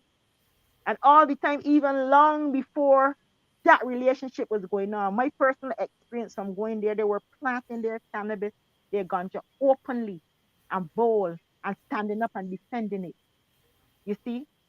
So the building up of that and the fact that they work collectively together, going to the market and selling food on Saturdays and raising funds, keeping the susu, raising funds. They kept that balance with their Cooperative spirituality. economics. Yes, yes. So now, after all these years, you go there, they have certain rights. They have the sacramental right, which they're able now to grow when you grow up on the farm. There's cannabis and food everywhere. It's no longer hidden. Beautiful plants blooming in the sunshine. There's not a scarcity of food. The one spirit is happy. The tabernacle is one of the most beautiful, if not the most beautiful tabernacle I have had the opportunity to visit any part of the world. Wow. It's beautifully built and it's huge. The tabernacle has become like a Jerusalem schoolroom. Everything happens there. There's a little building, a nice wall building being built for selling ital and food and craft. There's accommodation and housing being built on the ground. There's nice amenities, washroom, and nice open kitchen space. All of these Nice. buildings, you know, and they're functioning. They're employing individuals that are not Rastafari, working on the farm, working in the cannabis, working in the food. They had a school functioning for many years. What has happened now on our last tour last week with the school, and the head teacher is young. She's a youth. And when they had that school, they maybe had a like, I don't remember the exact number, but the number dropped to two because the youth had grown up and passed out. And this Yes. head teacher comes from an educational background and an educational family whereby her mom and her aunt are now retiring from a school that currently have over 200 pupils. So she wants to take up that legacy and still keep herself open to teaching the Rastafari community. So she had two little ones left now from the Rastafari community. They're being incorporated into the school where the 200 odd pupils are. But the teachings and the guidance of these young Rastafari teachers who have done very well and have been acknowledged by the Ministry of Education in Antigua for their work, with the Prime Minister making sure that the school was funded, making sure that they had continual educational coaching as teachers, you know. So they had a lot of assistance from the government because of the work they're doing. Their Okay. work, their work shone the light for them, was able to open many doors for them, and is still doing that. You know, the very last day I was there, the Minister of the Environment turned up, and he's making sure they get solar panels, other added stuff, more irrigation. They got more land, you Okay. know. They get tractor and equipment to help work that land, So that's what's happening in Antigua. And Uh, it's a model for the entire Caribbean as I see it. I was trying to get down to the conference. The Antigua CLA had reached out to I, but we weren't able to make it happen this time. But I really, We had Brother Jelani Naya there from Jamdong. yes, We had Dr. yes, Marcus was there. We had Brother Knife there as well. So we yes. had a lot of good I try not to be jealous. I try not to hold jealousy in my heart for my brothers being there, but Okay. it's hard sometimes. We're human beings.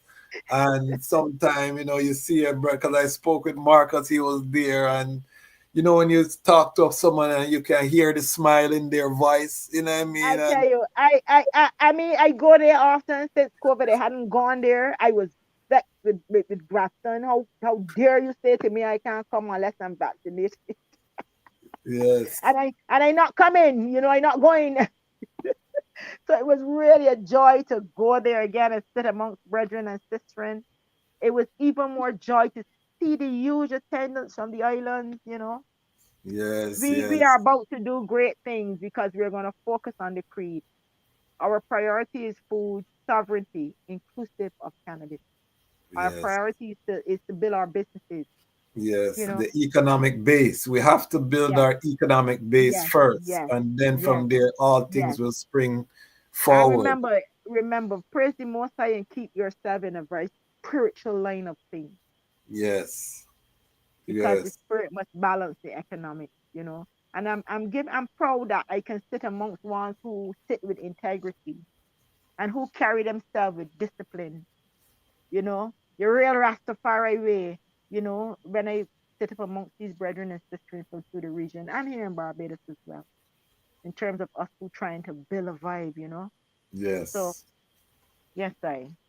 And you said that you saw young people present. One of the concerns that we've had is the aging demographics. How do we keep the young people engaged? But you're saying you were pleased with the presence of young people. Were those young people all from Antigua, or were they from the different islands? We had young persons from St. Kitts as well who have volunteered. We had young persons from Grenada, who have volunteered to be part of the youth and educational council and committee. And give of their worth, and young people who are very academic, I find very academic, very astute, put over themselves well, So I am happy to have some of those younger persons in the circle, really, really happy. Sometimes more years, young people will sit off, and them elders who sometimes argue too much and talk too long, you know. But to see the eagerness, they felt the vibe, and they want to be a part of it. They want to assist, to Yeah. see them young sisters who so computer being able to do things so quick and show you how, well, this is how we keep the book, and our little quick book set up, and we did this ourselves, and who's the IT person, and I was really, really impressed. Really Nice, impressed. Yes, nice. I. That make I Yes, I. feel so mighty. So you talked about some of the committees in the C.R.O. Tell us about the election. What was the process? How did that unfold? What I will do is give you the small, quick press release, Yes, and then please. you'll be able to formulate from there, where with renewed purpose and unity, the Caribbean Rastafari Organization recently held a successful annual general meeting convention in Antigua from the 17th to the 24th. In collaboration with the Medical Cannabis Authority, the government of Antigua and Barbuda, and the host, Ras Freeman Foundation Unification of Rastafari, and the Nyabingi Theocracy Church Inc. of the Big Creek, brought together members from Guyana, St. Lucia, St. Kitts Nevis, Barbuda, Trinidad, Grenada, Jamaica, Anguilla, St. Martins, Dominica, and Rastafari brethren from underground in Antigua. We had a pivotal gathering to start the election of new leaders. Election saw chairperson Ras Tafari out of St. Kitts, co-chair myself, Queen Asheba from Barbados. We have secretary, Mr. Empress Naki coming out of St. Kitts. We have Assistant Secretary Empress Kelly Moon coming out of Antigua. There's the Treasurer Ras Coyote out of Antigua. Assistant Treasurer Ras Ritchie out of Antigua. Our PRO is Emmanuel Alexandra out of St. Lucia. And the assistant is Sister Empress Maureen Charles of Grenada. Um, Through thoughtful deliberations, key resolutions were adopted addressing critical issues such as cannabis legislation, reparatory justice, and food sovereignty. As we move forward, we call on all stakeholders and governments to prioritize food sovereignty and security. I'm just going to list it so I don't have to read all. A unified call for cannabis legislation. We call for actions on reparations. And C.R.O. calls for unwavering government support for the National Reparations Committee to ensure the effectiveness. C.R.O. also urges robust public education campaigns and advocacy to advance reparatory justice. These efforts are not merely symbolic, they're integral to healing and the progress of the region.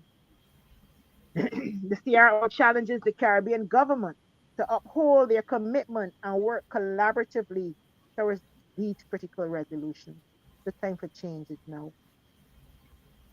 Yes, I. So that's basically a little summary of our press release Give thanks, at give this time. thanks. Yes, That's I.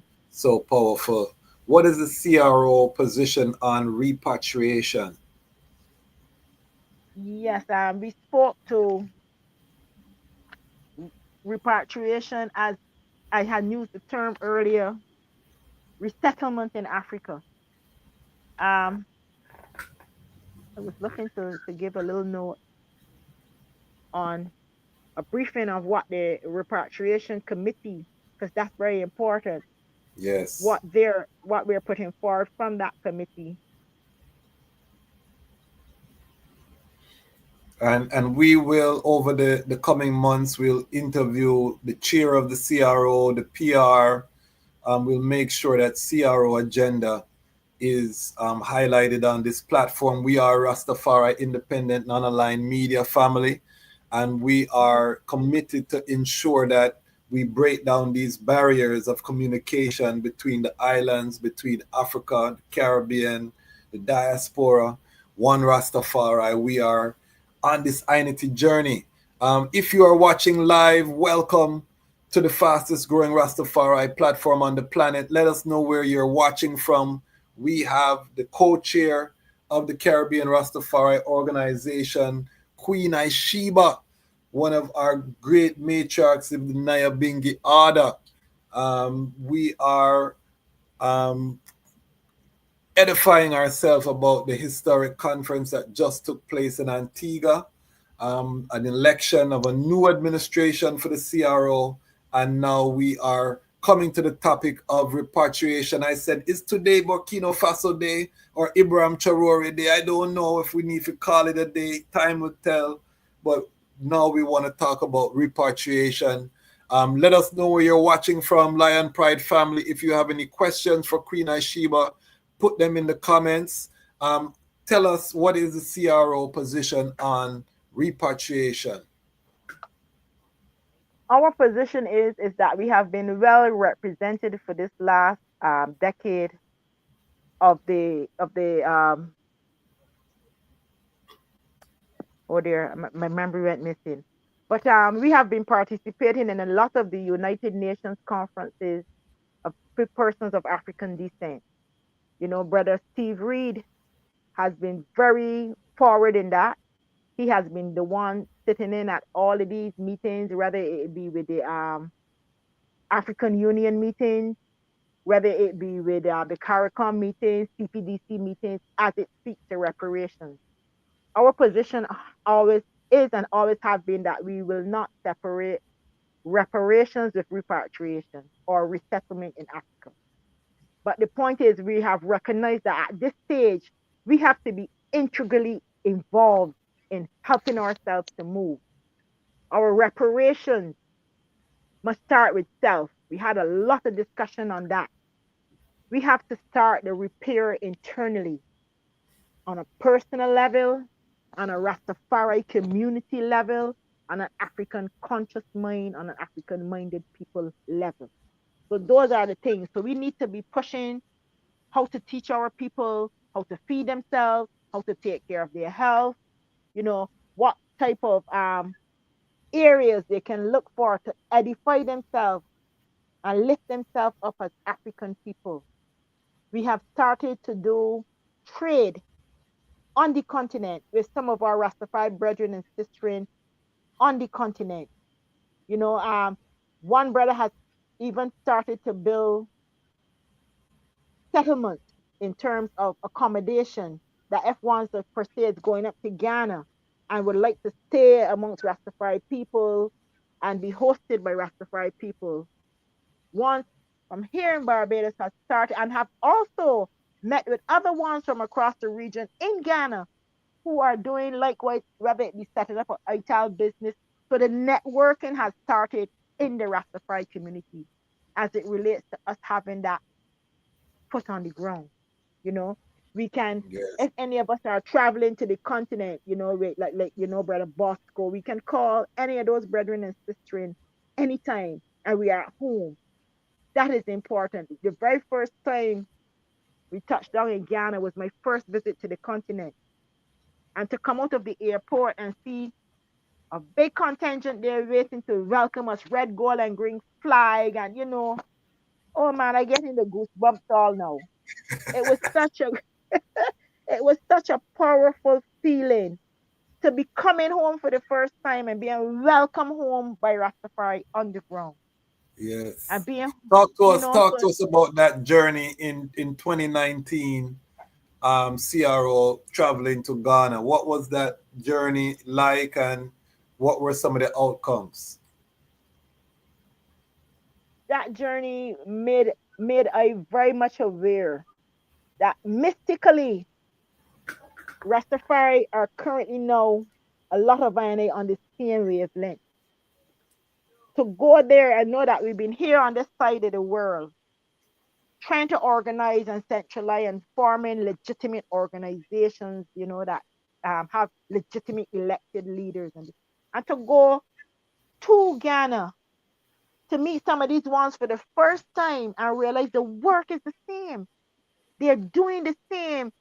Our discussion is as if we had discussed it already. on the island.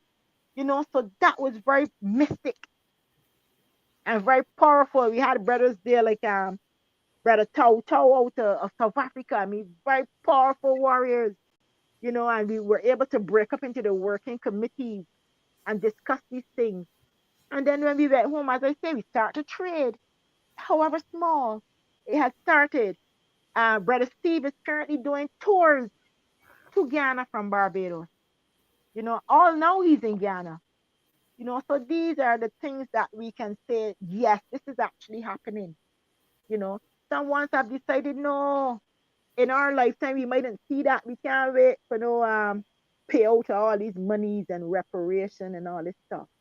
Let's start our own revival. Let's start to repair ourselves. Let's create enough economic power that we can look at Garvey's vision of moving and setting business and doing trade on the continent. Because That's the key, is that we're not going to get the reparation until we show that power ourselves. Yes, So it's for I and as Rastafari people, you might not belong to a particular organization, but of course you can support positive things. Let's support each other when we see the positive work going on. At this time, it's no time for cutting down each other, and trying to pull the positive, progressive work down that one we're trying to do. And for those of us who find ourselves at whatever cost in leadership positions, be strong. See yourself as humble and see yourself as you're doing service to the Most High. Understand that criticisms will come, but keep your morals right. Keep your conscience clean and clear. And everything that you achieve, that you want to achieve, it will come in due time. I was talking to a good brethren of mine, and we were remarking in a meeting that the voice of the naysayers and the stumbling blocks is getting more quiet. When we were remembering when you used to be on a Zoom call or a call, and half of it would be an argument about something. But we notice the mind shift now is more like-minded, is more work, more progressive things that are taking place. Have you seen that same evolution in your trad as well, where the naysayers and the stumbling blocks and the petty differences are getting less and less or quieter? Definitely. And maybe if you don't get quiet enough, it doesn't bother you enough to stop you from doing the work that you have to do. Yes. That's the truth. That's my personal experience, because sometimes you can hear some very harsh comments, and it's not easy finding yourself in the Rastafari community as the feminine energy in a leadership position. Yes, it's true. I'm telling you, some brethren cannot see a female. One brethren said to me a while back, that's not the role of a woman in Rastafari, a woman for humble themselves. I said, that's when we start to see man and woman too much. My role is not that to compare and fight with my brethren. I have a very balanced relationship in my household, so I take that wherever I go. My role is to be that of mother, to give that motherly care and love and attention to my family, and my family is Rastafari. So anytime I sit in these positions, that is my stance. Not here to compete or to talk. Now you do what you have to do respectfully. You've reached a conscious level of understanding the role of the male energy. We can't go nowhere without that. We have to respect our brethren, give them love, give them respect. But we expect the same without apology. We are balanced in the sight of the Most High. That's how I see it. And your role as a woman, and your role as a man. You also know your role as a father, your role as a mother. So do so respectfully. There's no need to have that degradation of character and looking down upon. And more time that would come from individuals who don't have family. Family is very important. Yes. When you belong to a family, and then you balance and you have your children, you see you have a whole different outlook on That life. is why That's what I really advise against the lone lions. We have a lot of brethren that trot in lonely and, have girlfriends about the place. And I always say, now is not that time. You need to really find a queen and be within that family setting, because we're moving into the Armageddon time, great tribulation. And you need to be with someone where you can save your resources and you can build together, of course. two, It's two, all part of that yes, reparations that that we are repair. speaking of. You Uh, understand? It's all part of that. That's where it begins. Very, very crucial, very crucial. And you were saying that the C.R.O. and the Rastafari Continental Council, created a formal agreement. Is that true? Yes, we have. So what is some of the agreement that took place at the conclusion of the C.R.O. It, it, visit it, it, to it's Ghana? basically the same fulfillment of the aims and objectives I just spoke to, building trade relationships, Yes, having cultural exchanges, looking at the export of certain foods that we can get from the continent that we don't have, the yes, quinoa and these kind of things, while we were there, we did a mushroom growing workshop. yes. As a beekeeper, we went into the jungle and see different styles of African beekeeping, you know. So building up on them vibes, people to Crucial. people. No, it's And crucial. it is very much so. So Um, that's basically what the memorandum of working relationship should look like, and we have to build on that. Powerful, powerful. So today we saw a global uprising in support of our brother Ibrahim Traore as the co-chair of the C.R.O. What do you think about Ibrahim, the captain, Ibrahim Traore? What's happening in Burkina Faso? What is happening in the Sahel region? And what do you think Rastafari role should be of I, particularly that are outside of Africa? I salute General Abraham Torre. I salute him. I pray the Most High guard him and guide him. I see him as one of the most powerful young men in the Africa that will go in our history book. You know, I see him as one of those persons who will open many doors for I if given the chance. Because we mustn't be naive. Wickedness is at a level right now. That he needs all the protection, all the prayers that can be given to him at this time. As it relates to Rastafari people and even having to sit amongst some governmental persons in Ghana and listen to some of the things that they expect of us. Having to be on the ground amongst the people when you go, they want to know, if you're a group coming there to build something, you got little youth showing you their hands and saying they can do work. They have a lot of respect for I as Rastafari people. They know of I. They expect us to come and build and come and bring and raise up Africa in terms of the infrastructure, in terms of creating jobs, the same thing. Because the same problems we face here in the Caribbean, once home on the continent face the same identical problem. You see? And Rastafari has that role. Here and there, we have become leaders in the black community as it relates to health, as it relates to our consciousness as a people, as it relates to our spirituality and acknowledging our blackness and our black God and our black kingdom. So that's the role we lead, not only in the Caribbean, but on the continent. But we must also be prepared to go there because for some, it will be a cultural shock. If you're not really humble and could observe and respect other people's culture, you might be very uncomfortable. Yes. If you're not bold enough to say where you have to go and use the washroom in the bush and these kind of things, if you're traveling, you jump off the bus. Don't even bother go. You know, True. if you can't carry a bucket of water or do without electricity at some point, that's real Africa. But the people are so loving, the natural love. In Yes. Ghana, I can't speak to other places I haven't gone. I was very at home, very And comfortable.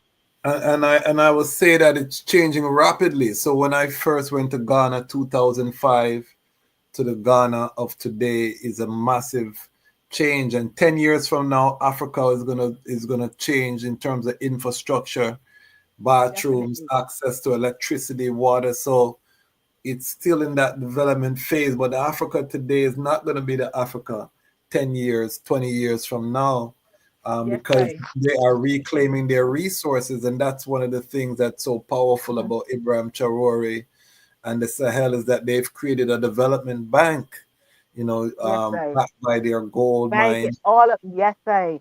You know what I mean? That- So they're not just, Very crucial. yeah, Very, very crucial. they're not just thinking about this from a military perspective. They're also looking at it from a sustainability perspective, how they can use their natural resources to fund their revolution.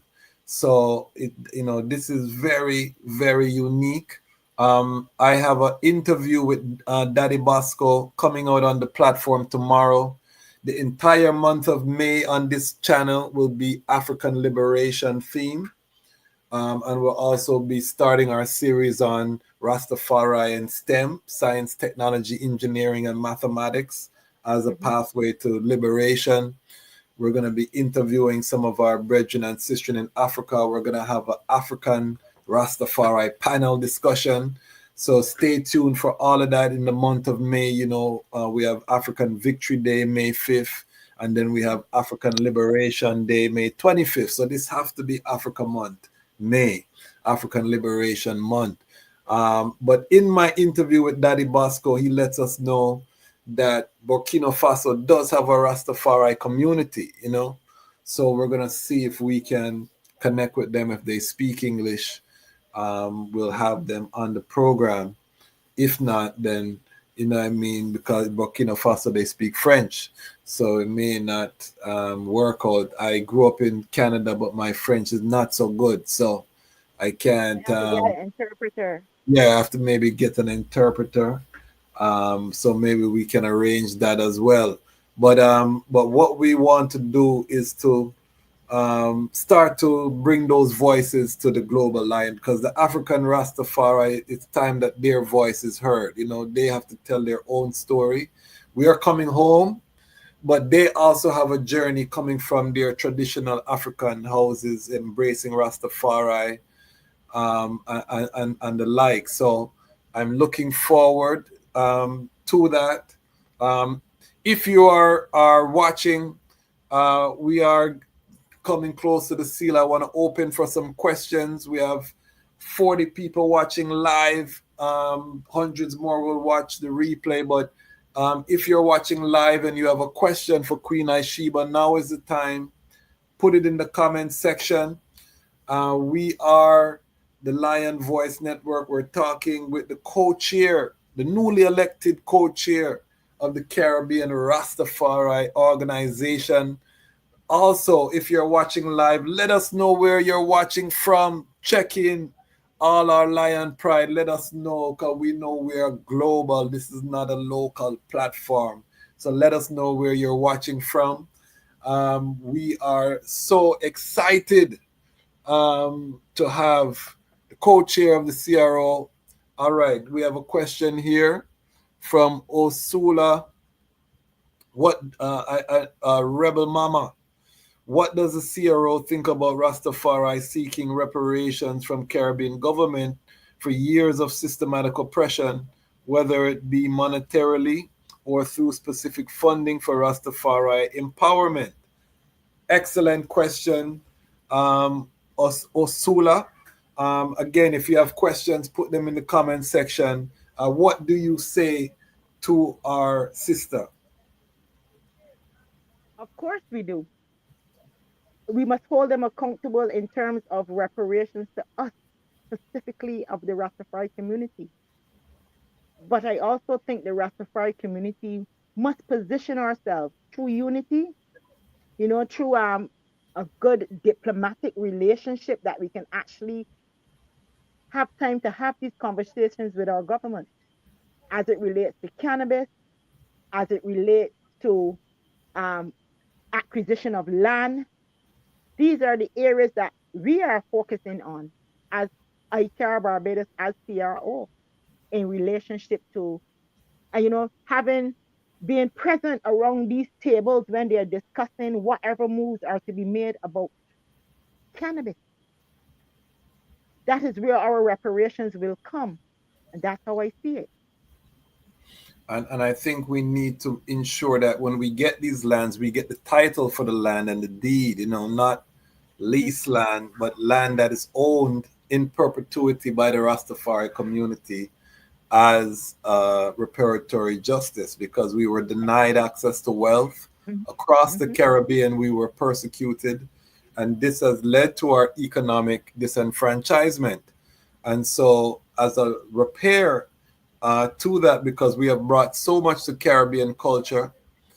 I mean, all of the Caribbean governments use red, gold, and green in their tourism. They use the locks people in their tourism product. And so, they are all trying to capitalize now on the cannabis industry.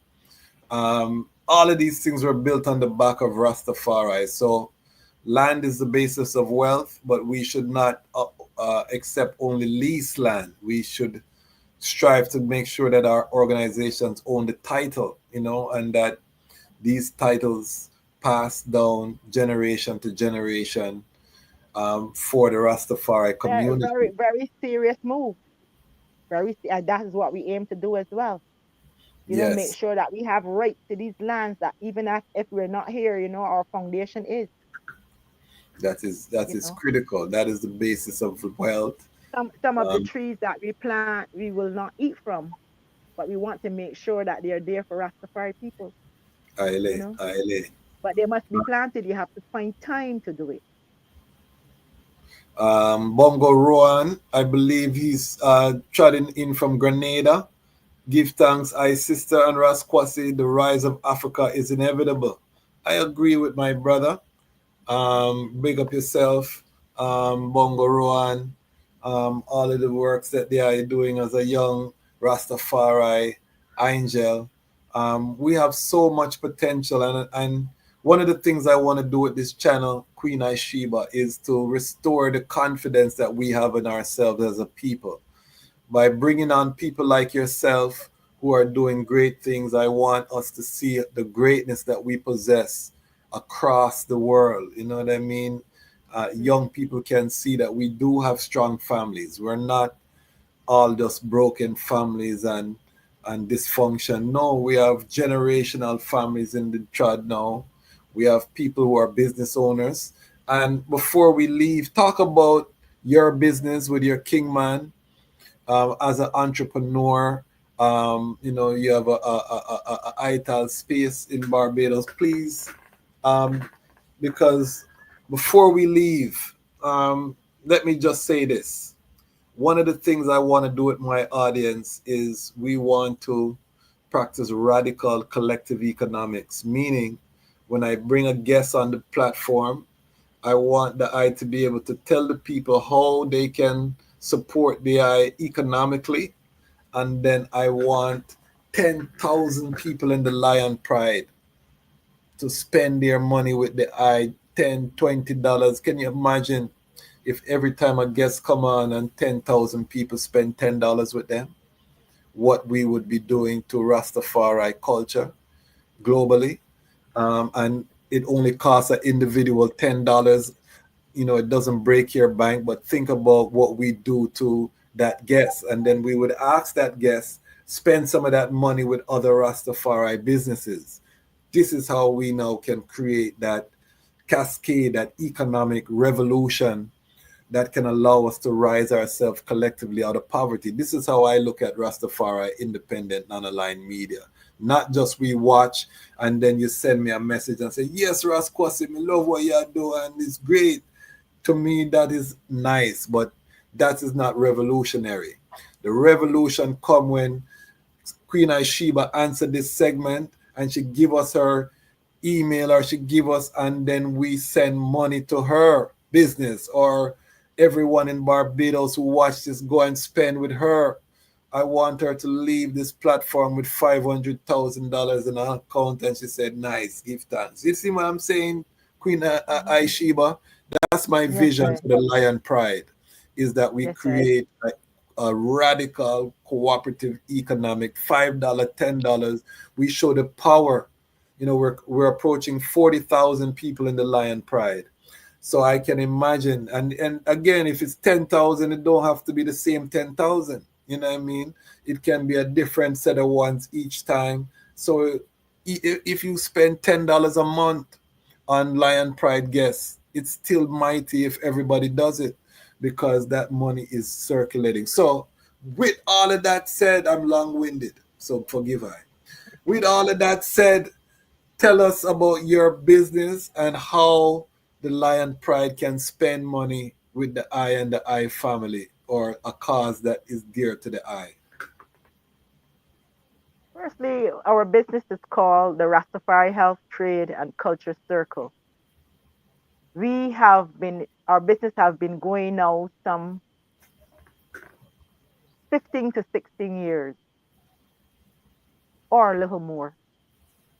We started out as actually a Rastafari grouping of ones starting a partnership business, but the partnership, it didn't work out. It didn't work out the way we wanted at first. We weren't making enough money. Some individuals were saying, well, we have to go back to what we were doing before. When I went to business school, I was taught that by my tutor that he said one day, um, one business he won't go into is restaurant business. So I stopped him right there. I said, why? He said, it's too much blasted work from morning to evening. So you have to have a level of commitment. Yes. You have to understand timing, because lunchtime is lunchtime. By a certain time, you have an opening time, you have a closing time. You have to be professional. You have to have a lot of respect for your customers, make them a priority, a good a good relationship. Get to know your customer by name. I had children who came into the business in mother's belly, who are little children now, who run and hug me, and you have a clean, welcoming space where all types of persons. Our restaurant is known as people would say one of the best Ital restaurants on the island, because Okay. all types of people line up for food there. Police, soldier, nurse, doctor, the humble man on the street who ain't coming without shoes, you know. Also, that business affords us time to do community service, because every day we cook food, we know we're in that city area, we know there are people who are having plenty challenges, even having something to eat. So every day we cook that food with the understanding we have to give, we have to do community work. So we are much loved in that area. We're in an area where up to this evening, just yards away, there was another shooting. But yet I have gone home already and forget for some reason to lock my door and come back and nothing was missing. Wow. Because people look out for you because of how you carry yourself. But this business now is a family owned business now. We had lost the partners, we had moved on all those years. Yes. So, in terms of what we would like, if anyone would like to contribute, I would prefer that contribution to be made to our farm, Okay. our collective agricultural co-op. Okay. Our co-op is sadly lacking of agricultural equipment. Okay. We have now legally registered and is now getting our bank account up running and all of these sort of things that you're doing after 2.5 and 3 years. So equipment is our stress.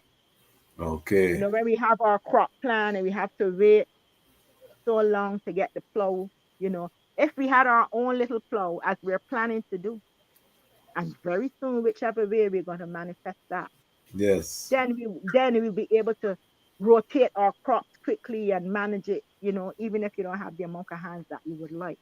Yes. So that is where, to the community, any gifts, I would like them to go directly to the fund. How can people support the co-op? You can contact me. At this current moment, we're now working on that bank account. So Okay. if sometimes we money is sent to us for this time, and we would like that not to be too far away in the future, that we have our own bank account. But sometimes Okay. persons will send money to my bank account to contribute if they're making contributions. You just have to keep proper accountability when you have Yes. your meetings. You Yes. share, well, Yes. such and such was donated in the book from such and such on such and such a date, and keep books. No So matter what you're doing, keep how books. yes, yes, very crucial as a business owner. You know the importance of the books. How hmm can ones get in contact with the I? My email address, all common case, Queen Asheba 2, which is the number 2 instead of the word, at outlook.com. My telephone number for work, 1-246-431-8888. Are you sure you want to give out your number? You sure you want to give out your number on the internet? Of course. No problem. People call me from all over the world all the time. Okay, Sorry. all right. Continue. Sorry for cut you. I just want to make sure you know what you're doing. If you call this lady and you see this, don't call it no foolishness and embarrass I man, because this is Lion Pride. We are a respectable platform. We are the highest in terms of integrity within the global Rastafari Pan-African family. That is who we call Lion Pride. I, I, No I must riffraff. add, I must admit, I'm not too much a phone person. Sometimes I like to live on the internet. Yes. It takes too much time from a busy individual like myself. So Yes. I quickly respond to emails, which is the fastest way to reach me. But yes, I have So business cards say on the my email computer. again. Say the email again. And I want 10,000 people to send our email to say that we are waiting for the bank account information. So Yes, please give the email address again. Queen Asheba, QUEEN ASHEBA 2 at outlook.com. Give thanks. And do you want to still give out the phone number or you change your mind? No, I gave my business number. I wouldn't give my cell number. I Okay, don't live okay, at my okay. business Give place, the but that business number, number. yes. And our area code is 1246, and the business number added to that is 431-8856. Give 1-246-431-8856. That's the business number. Give thanks. So family, we have Queen Asheba here with us. And again, I want everyone who is part of the Lion Pride who's watching this video to support the works. If we learn anything from Ibrahim Traore, what did he do? He nationalized the gold mines. He took back control of the agricultural sector. He's controlling the things that make money in the country. Why? So he can import tractors. He can create the tomato paste factory. He can build the hospitals that are opening now in Ouagadougou. These things cost money. So this is not a fantasy track that we're on. We don't have a gold mine, but we have our collective security, which is a gold mine in and of itself. So again, we have 10,000 people in the Lion Pride that have $5 to $10. You know what I mean? Let us direct this power. Let us activate our economic power. If you don't want to support the Lion Voice platform, that is fine. But our guests are doing the work. So let us find ways to support them, and let us find ways to, again, pour in that money. I cannot wait until the day comes when 40,000 people spend $10 with one of my guests, which is $400,000, and we do that in a 5-minute time span. That's my vision, and we do that every Wednesday. We put $500,000 in somebody's pocket. Can you imagine? a Rastafari business. This is my vision, family. Help I to manifest it. It can only be done collectively. So, again, this is not hard. It's just changing our mindset of how we relate to money. And I'm going to tell the global family, this fiat currency, I don't see it having much value after 2030. You know what I mean? Based on what's happening globally, we need to utilize the paper money now and give it to our brethren and sisters where we can convert it to land, equipment, food sovereignty. We can build that capacity because as we see in America, trade war, the shelves are going to be empty. If you're reliant on governments in this Armageddon time, you're very vulnerable. You know what I mean? We cannot depend on governments. Worse, we are idle people and we have a standard, so we can't eat the food that they bring on their trucks with the glyphosate and the Monsanto pesticides and all of that. Tell them. We It real. cannot eat that food. So right now we have to be serious, but we need the capital, and the only way we can get the capital quickly is practicing radical collective economic security, meaning that that $10 that you would spend at the store, direct it to your brethren and your sister. And if we have enough numbers, this is how, again, $10 from 40,000 people, and we'll hit 40,000 people by the middle of May. 40,000 people in the Lion Pride tent, that's $400,000 in one go. Can you imagine? So that's the vision. And by the end of this year, we are looking to have over 100,000 people in the Lion Pride. So if we have half of those people spend $10 with a guest, that's $500,000 every Wednesday that somebody in Rastafari can now take that, build a business, invest, employ people, and we change the world. That is the vision of the Lion Pride. So I really give thanks for the eye visit. Give us any final word sound that the eye can share with us. Congratulations on your election as the co-chair. Next, we will reach out to the chair of the C.R.O. and we'll welcome him on the platform. We'll talk offline to get that contact made. But we welcome you to just say some final words to the global Rastafari family and the Lion Pride family. Hail His Imperial Majesty. Hail the King of Kings. Let him and his life work be an example. Agriculture is our first culture. Don't let partial be that one at all. They're the little things that we can do in our community to raise our funds, even if it's a little susu, the little meeting turn. Don't matter how small the group, as the brother now spoke, because I keep a meeting turn for years in my community that have helped ones to buy house, buy land, and I still do that. It works, working together. Sometimes you might have a small group. Make sure there's love in that circle. Make sure there's respect in that circle, and you can achieve things. Sometimes it's not about having so much a big group if you don't have that around you.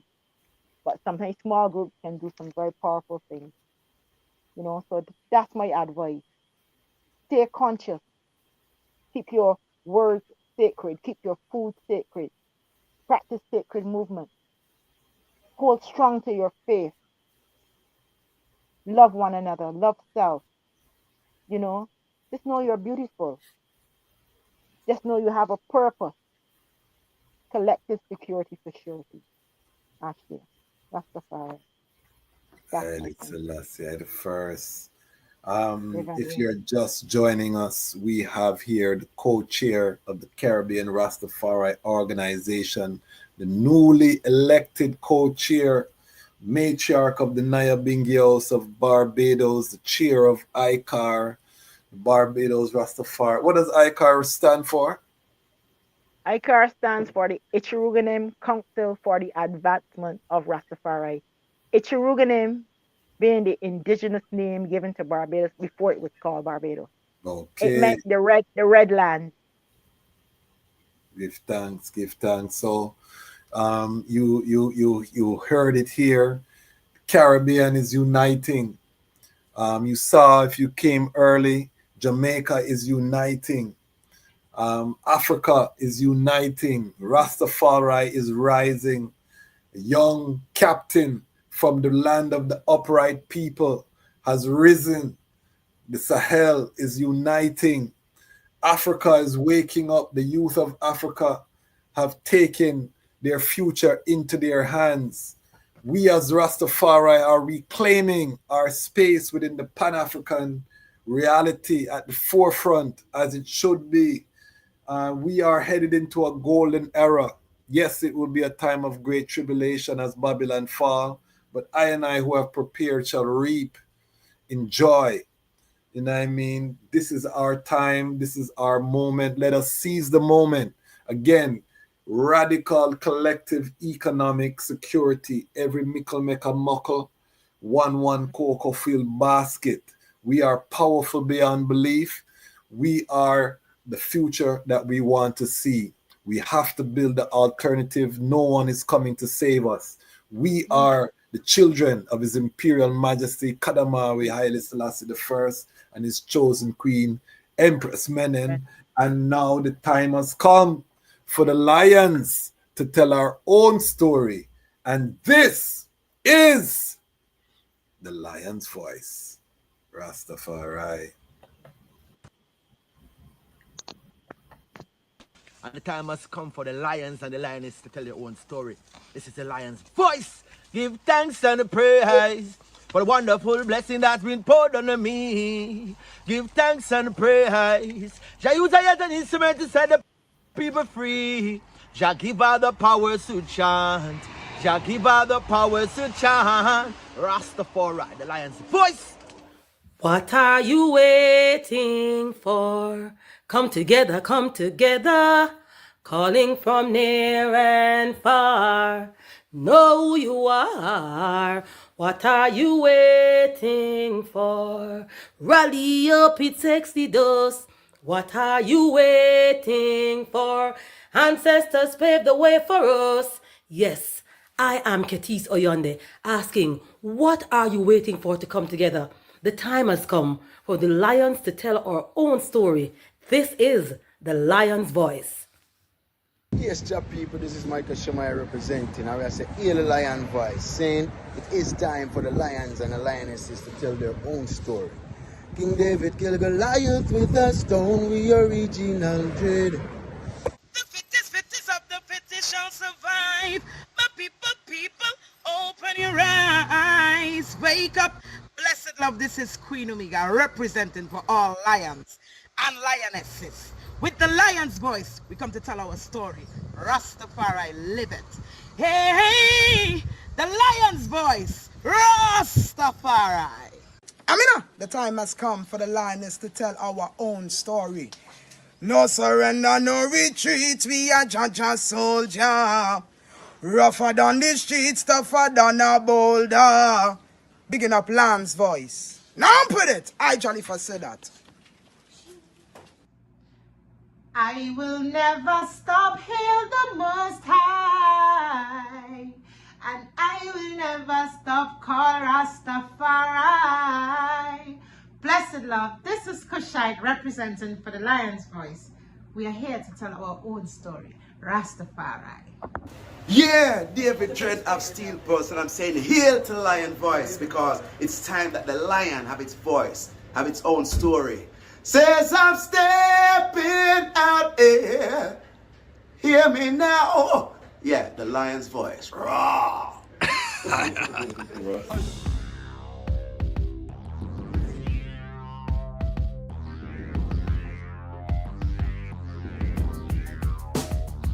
Well, lion voice, tell them that's the people first choice. Lion voice, make the lioness them feel nice. Lion voice, with the lion cubs we sacrifice. Lion voice, got to show the people them the life. Lion voice.